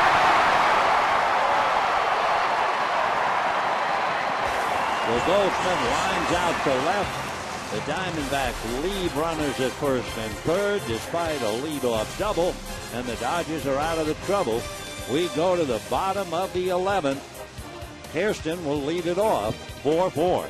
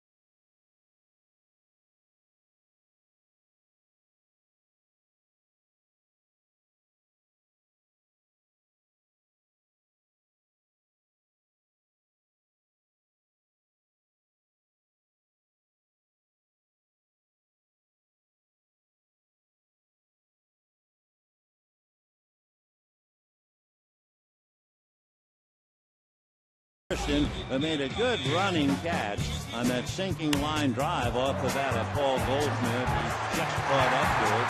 Earlier in the game, Gary Hairston made a great throw to the plate, and they would have cut down Cody Ross. The ball got away from Ramon Hernandez. The ball arrived at least 5 feet before Cody Ross arrived, and so otherwise the D-backs wouldn't have 4 runs. Jerry's played an important part in the game, and now here he is leading off as Ross waits in left field. Jerry is popped up, grounded out, fly deep to left, and fly to center. Cole Mentor, the 6th pitcher, working his 2nd inning. Belisario made 12 pitches in the 11th. 2 balls and no strikes. In there. 4 runs, 15 hits for Arizona. 4 runs, 10 hits for the Dodgers, who are going to fly all night whenever this ends to go to Pittsburgh. But they're off tomorrow. High pop fly down the line. Gregorius, the shortstop. So Hairston pops out, 1 away. A little note of history.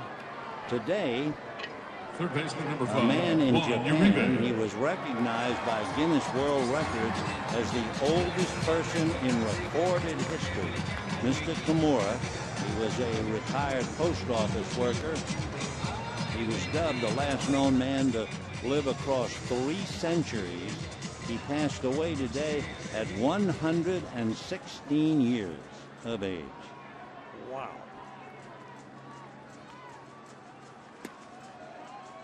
They asked Mr. Kimura, I'm sure, about his longevity, and he once attributed his longevity to getting out in the sunlight.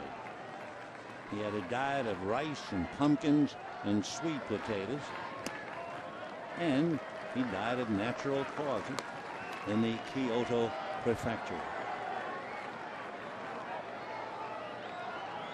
Kimura-san, 116. 2 balls and no strikes. Uribe trying to end it with that swing. 2 balls and 1 strike. Waiting on deck, Andre Efield.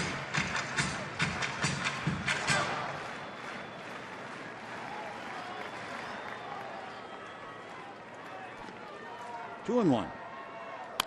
Popped up into left center, a trio of D-backs, and it will be the center fielder Pollock. So 2 out in the 11th.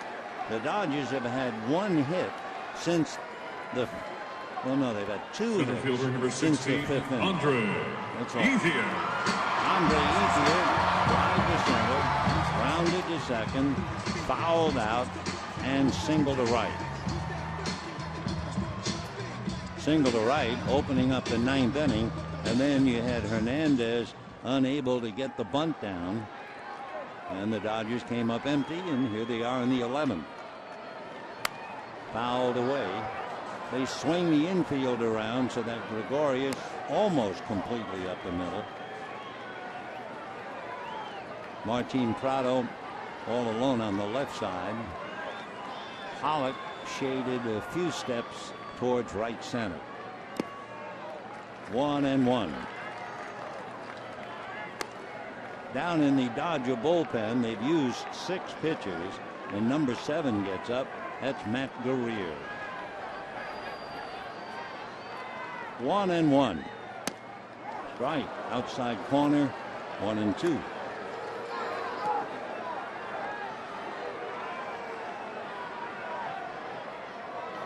On deck, Ramon Hernandez.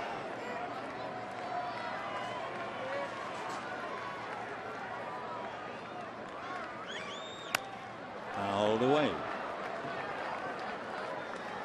Everybody clap your hands. 6 pitchers used by Arizona. Corbin, Harris, Sipp, Ziegler, Hernandez, and now Cole Mentor. Keith Bell still down in the pen.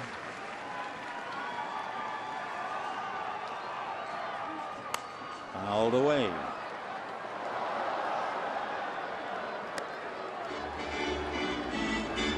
Cole Mentor, coming into the series, had worked about 33 innings in relief, so they didn't use him at all until tonight.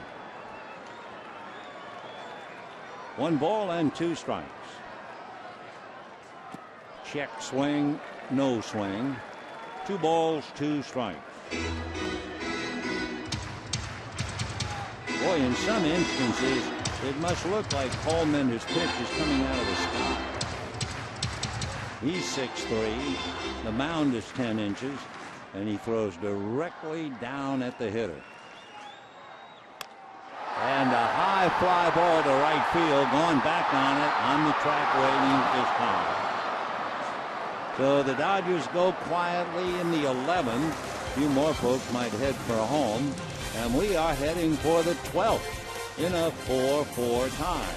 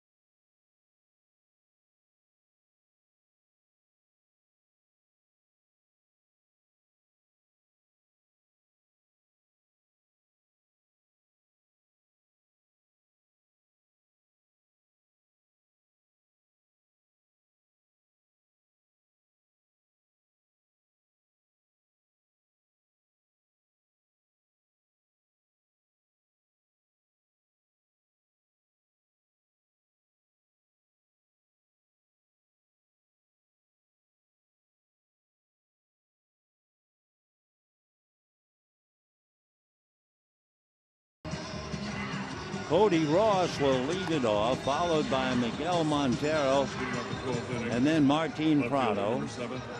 Cody Ross hit into a double play in the first inning. Singled up along third, little nubber in the fourth. Single to left in the sixth. Single to center in the seventh, and grounded to short in the ninth. Cody's had 2 3-hit games in the series. Had a big series, 6 for 13, hitting .269.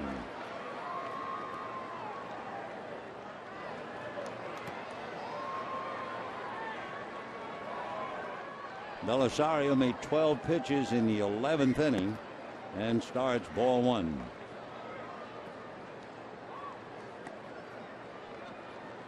So Ross, Montero, and Prado. When the Dodgers come up in the bottom of the 12th, it'll be Hernandez, pitcher spot, and Schumacher.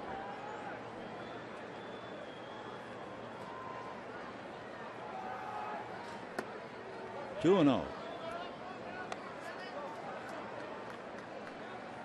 Arizona had the leadoff man get aboard in the 8th inning on a walk, and they had the leadoff man double Pennington in the 11th. 2-0 to Cody. 3-0 to Cody.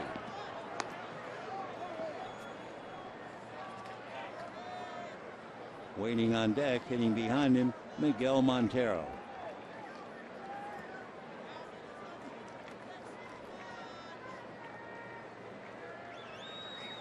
Fastball in. 3-1.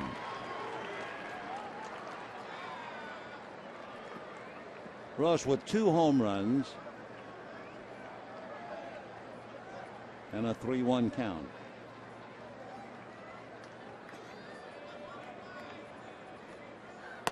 Another strike.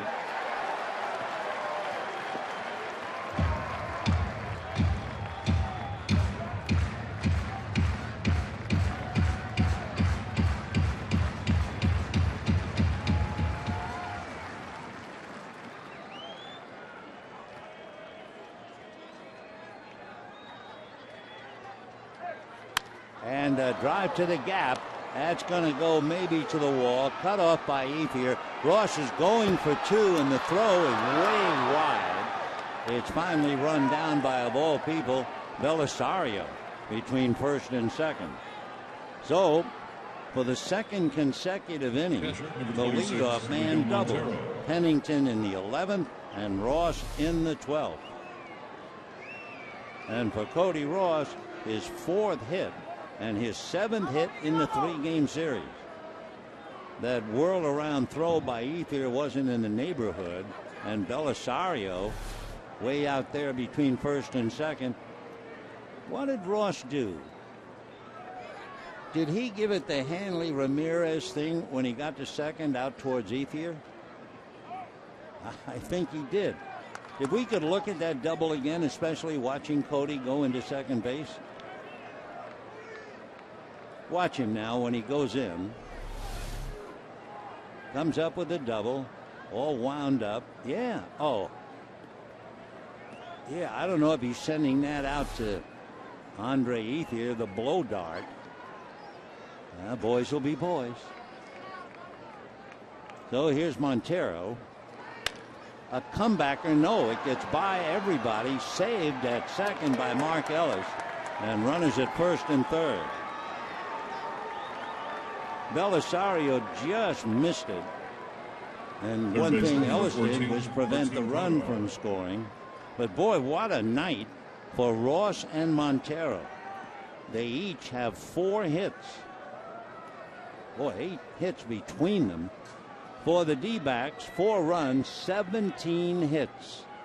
The Dodgers, 4 runs, 10 hits. Nobody out in the 12th. Here's Martin Prado. Hit into a double play and singled. Walked twice, popped up. 1 for 3. Dodger infield is up. Ross and Montero at the corners. Fastball, ball 1.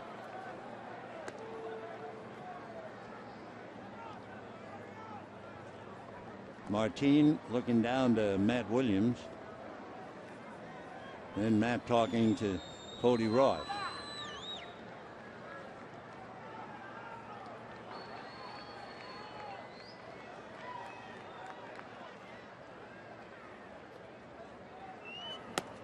Slider missed. 2-0. On deck, Gregorius, the left-hand hitting shortstop. Matt Guerrier was throwing in the Dodger bullpen the last time we looked. 2-0 to count. Fastball hit deep to left. Hairston has to go back. It's over his head, bouncing into the stands. That scores Ross, stops Montero at third, puts Prado at second, and it's 5-4 Arizona.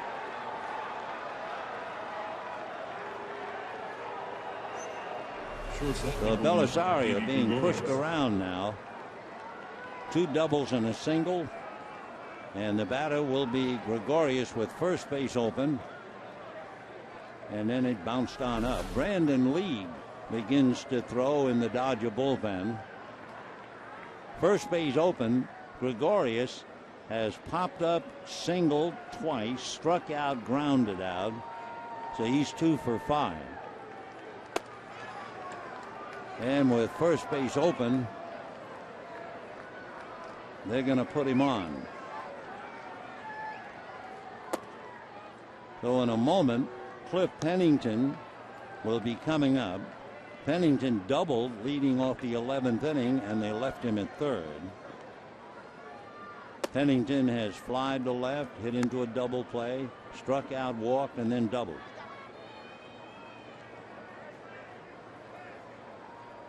So the only regular on the outside looking in the candy store window is A.J. Pollock, the leadoff man, who was 0 for 5 but did walk. So here's Cliff Pennington, Montero at third, Prado at second, Gregorius at first, and Mattingly to home plate to talk to Brian Gorman. That's usually a double switch. So Belisario, who had made 8 pitches, now struggling.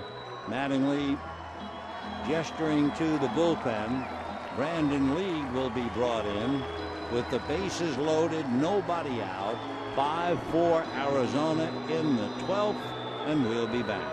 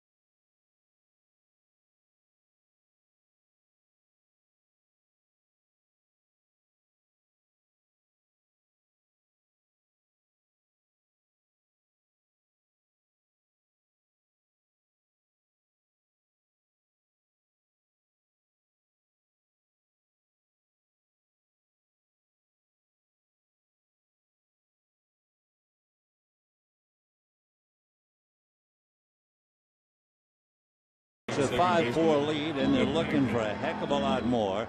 Skip Schumacher is now in left field. Yasiel Puig is in right, and Brandon League is the pitcher. Belisario made 26 pitches. And a base hit into right field, and so that's going to enrich the D-backs. They'll go station to station and lead 6-4. So Pennington, a base hit. For Pennington, his second hit and a run batted in. Eric Hinsky is going to come up and bat. And apparently it's a big thing. Everyone getting a base hit in the inning does that blow dart thing. I was not aware of that in the first 2 games, but maybe they've been doing it all the time. So here is Hinsky. He's batting for Cole Mentor, who could be the winning pitcher. It's 6-4 Arizona. And a high fly ball. The runner's tag, especially Prado at third. Catch by Ethier, but no one's coming. And a good throw to the plate. So Hinsky, fly ball to shallow center. 1 out.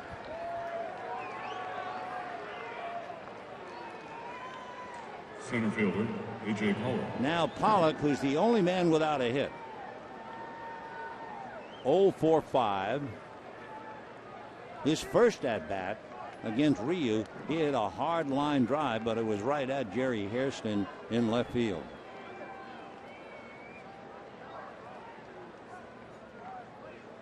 (6-4) Arizona, top of the 12th.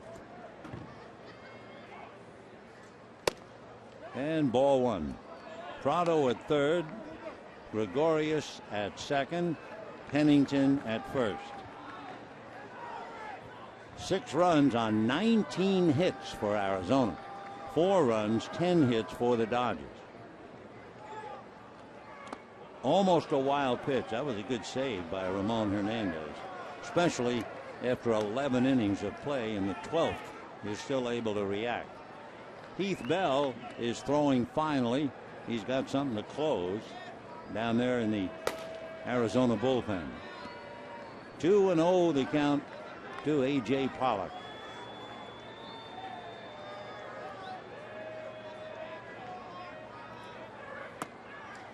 And League now goes 3-0 to Pollock. Prado, Gregorius, and Pennington all out there on the lines.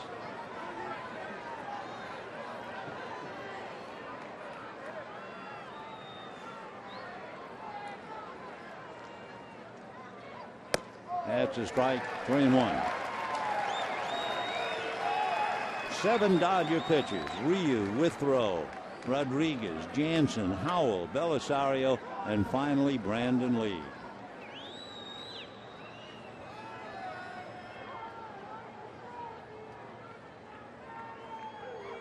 And a high bouncer caught by Ellis goes to the plate, and they get the 4th. Heads up play by Mark. Tough play because he was pretty much back in his normal position, and he had to wait on the throw. So for Pollock, another frustrating at bat. He goes 0 for 6, and Ellis gets an accurate throw ahead of Prado. So the bases are still loaded.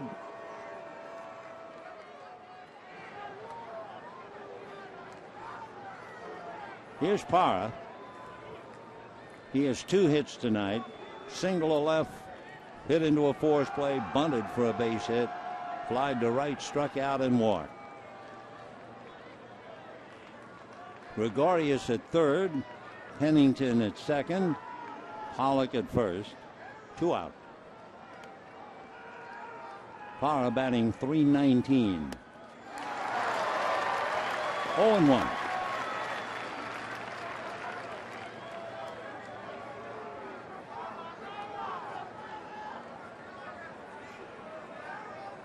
Gerardo with 5 home runs, 20 runs batted in. Remember, back in the 11th inning, they let him swing 3-0. He eventually walked on a 3-2 pitch. 0-1. And a ground ball up the middle. So that will cash in Gregorius. It will also get Pennington in. There are runners at first and third, and it is 8-4 in favor of Arizona. They have a cool 20 hits. So Parra comes up with his 3rd hit and 2 runs batted in. So 8-4 Arizona. The 9th man of the inning here in the 12th coming up. That's Paul Goldschmidt. Goldie has 2 hits in 6 at-bats. Up there with runners first and third, way outside. Ball 1.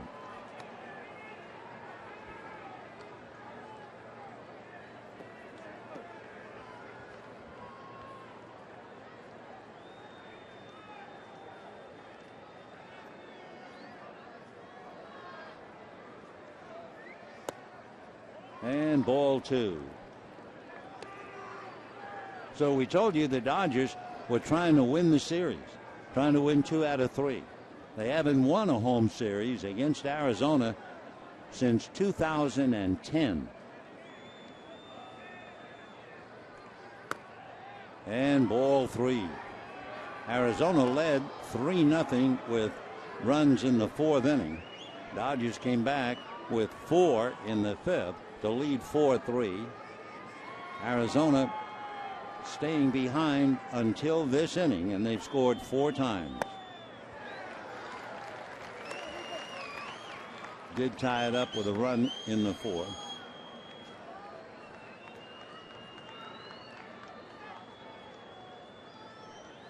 Three and 1 to count. Paul Goldschmidt. And that's off the plate, so it continues. So the bases are loaded again. The 10th man in the inning, and that will be Cody Ross, who has 4 hits. In fact, Ross and Montero have 8 hits between them.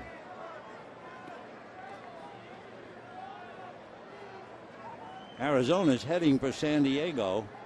The Dodgers are going to fly all night to go to Pittsburgh tomorrow, an off day.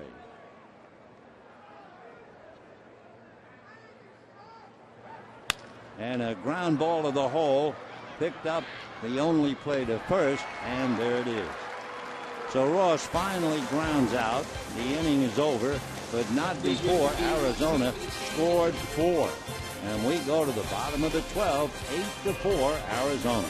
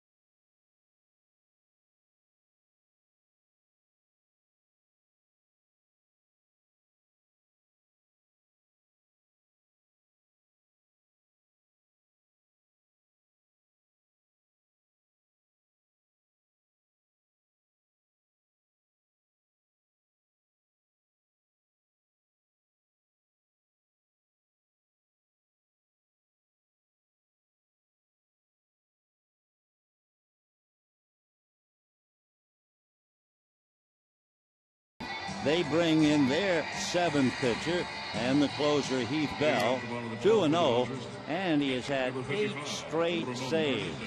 So he's red hot right now, 12 of 14 saves during the year. So Heath, the veteran who used to be with the San Diego Padres, becoming the 7th pitcher. Cole Mentor will pick up the victory, and Belisario would suffer the loss.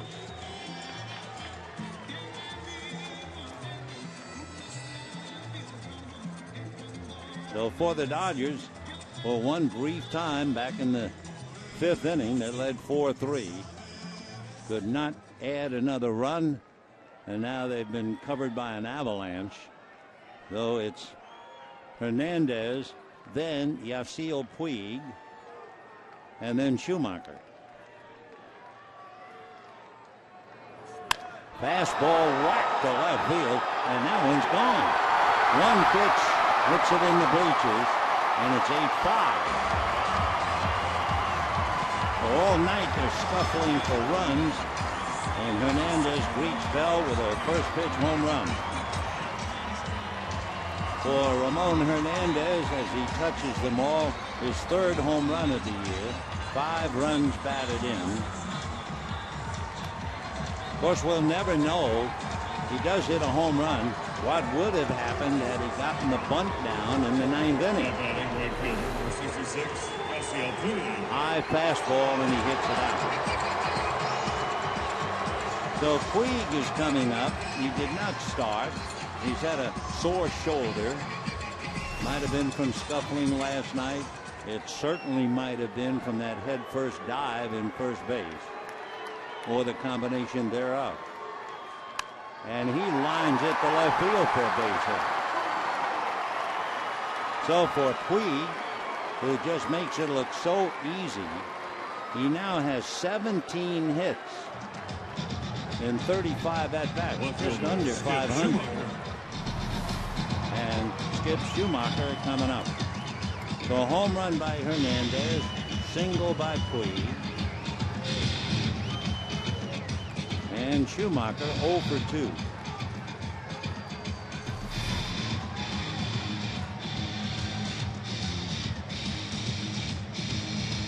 Puig does not like to run with his batting gloves. He uses what looks like a foam rubber wrap on his left hand.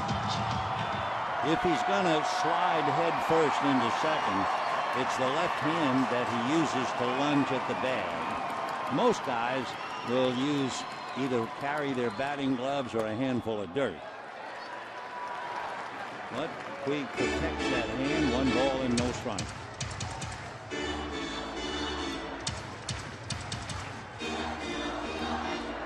Kind of thing a hand specialist might give you if you had tendinitis. 2-0 the count to Schumacher. Nick Punto on deck. So Heath Bell, who's been flying, that's only it's the 4th home run he's allowed. 25 innings. 2-0.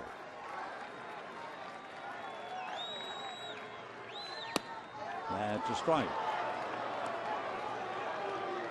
Dodgers have 12 hits. They have 5 runs, and they're down by 3. 2-1 to Skip, who had his 15-game streak snapped last night. Fouled away. At one time, we had 41,927, but it's 20 after 11. So a lot of folks have gone home pretty late for a Wednesday night.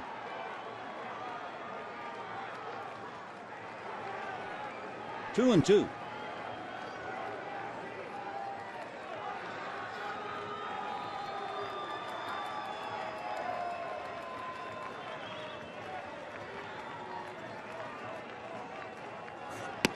And ball 3.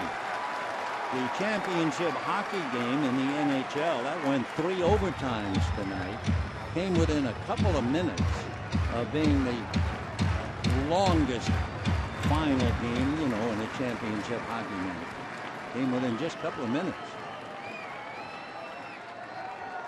3 and 2. Way high. So the Dodgers, believe it or not, have the tying run coming up to the plate in Nick Punto. Punto tonight has 1 hit. He's 1 for 5. He lost a second hit in the 7th inning on a remarkable leaping catch by Martin Prado. So Bell came in the first pitch to Ramon Hernandez. Ramon hit for a home run. Then Puig walked up and hit the first pitch for a single. Then Schumacher gets a walk, and the Dodgers still breathing here in the 12th.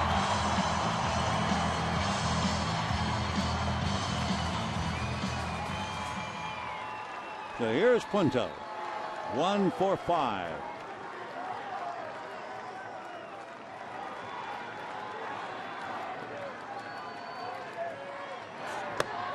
And ball 1. Hitting behind Punto, Mark Ellis.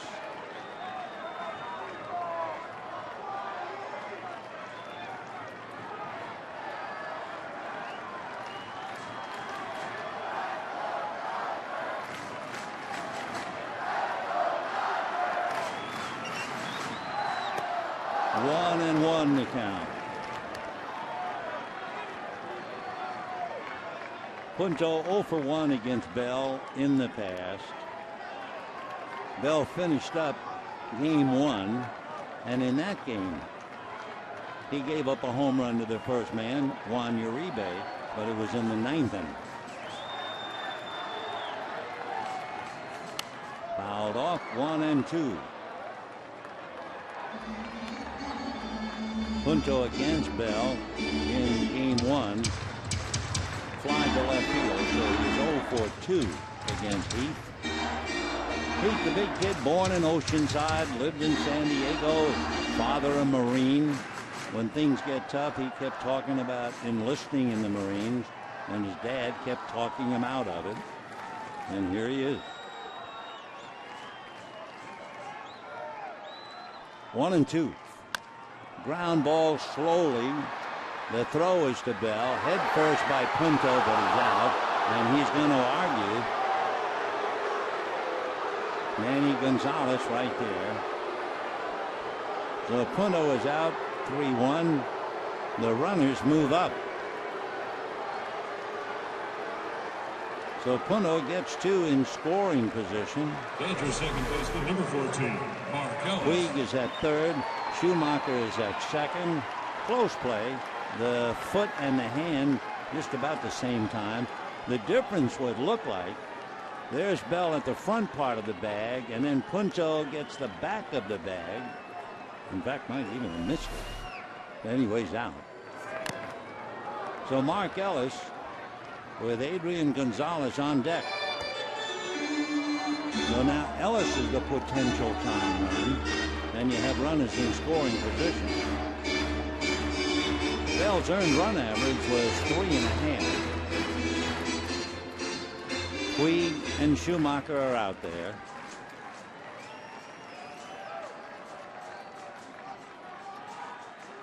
Oh, 0-1 to Mark Ellis. Ellis bunted for a base hit last time up. Right. 0-2. Mark 2 for 5 tonight. Then you have Gonzalez 1 for 5 on deck. 1 out. Mark Ellis was 3 for 4 against Bell in the dirt coming into the series. And Ellis struck out against Bell in the 9th inning of Game 1. So he's 3 for 5.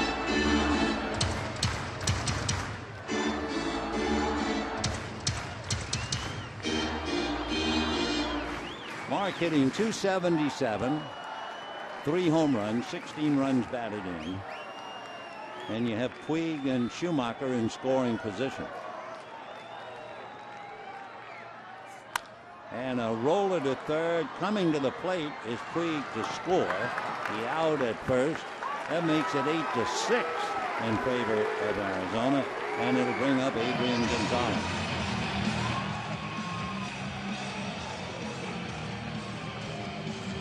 So the Dodgers scored twice in the 12th, but they're still down by 2. Adrian Gonzalez against Corbin struck out twice, then singled. Since then, fly to center and struck out. So for Gonzalez to strike out 3 times in a game, that's a little news. You have Schumacher at second with 2 out.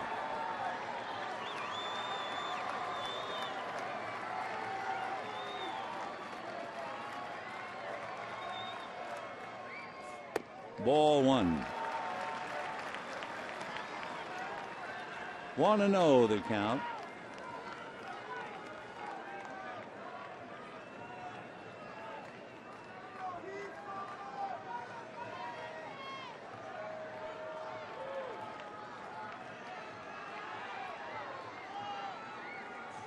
And ball 2 in the dirt.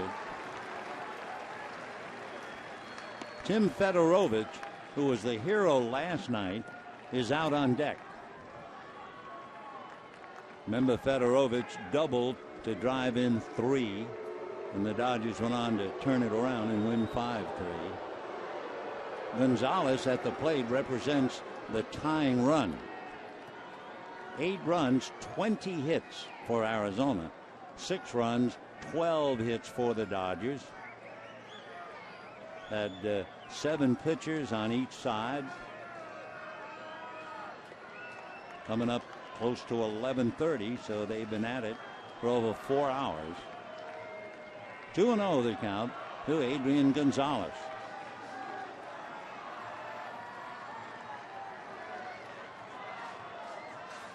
And ball 3. Let's see about Bell and his former teammate. Adrian Gonzalez just 1 for 2 against Heath. 3-0. They might green light him 3-0, you bet. Strike on the outside part of the plate. Adrian arguing a little bit with Brian Gorman.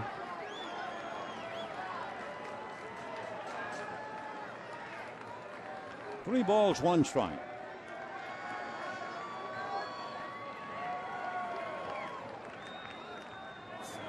And that time ball 4. So the Dodgers have certainly tried. They've scored twice, and they now have the tying runs on base. Alan Trammell is going to get on the phone, and Tim Fedorovich coming up.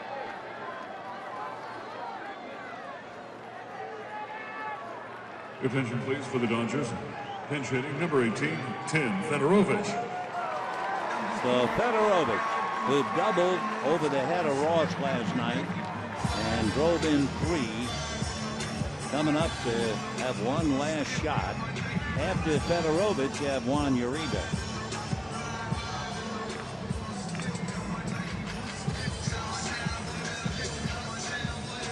So Bell and Prado, along with the infield, holding a meeting. Charles Nagy out to talk to Heath.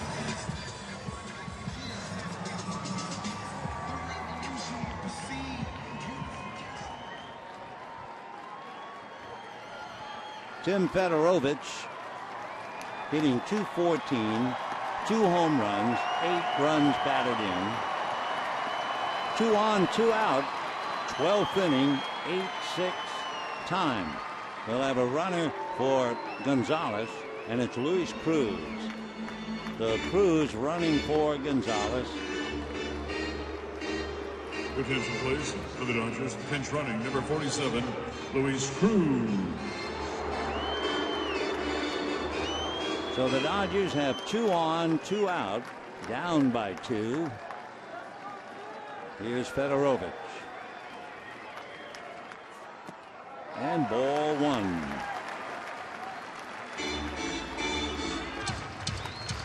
Bell coming into the game was 5-1, strikeouts to walk. Tried to get the first pitch in to Ramon Hernandez. He homered. Tried to get ahead of Puig, and he singled. Then pitched carefully to Schumacher and walked him. Then he got Punto and Mark Ellis, only to walk Adrian Gonzalez. So now he's facing Fedorovich with 2 out.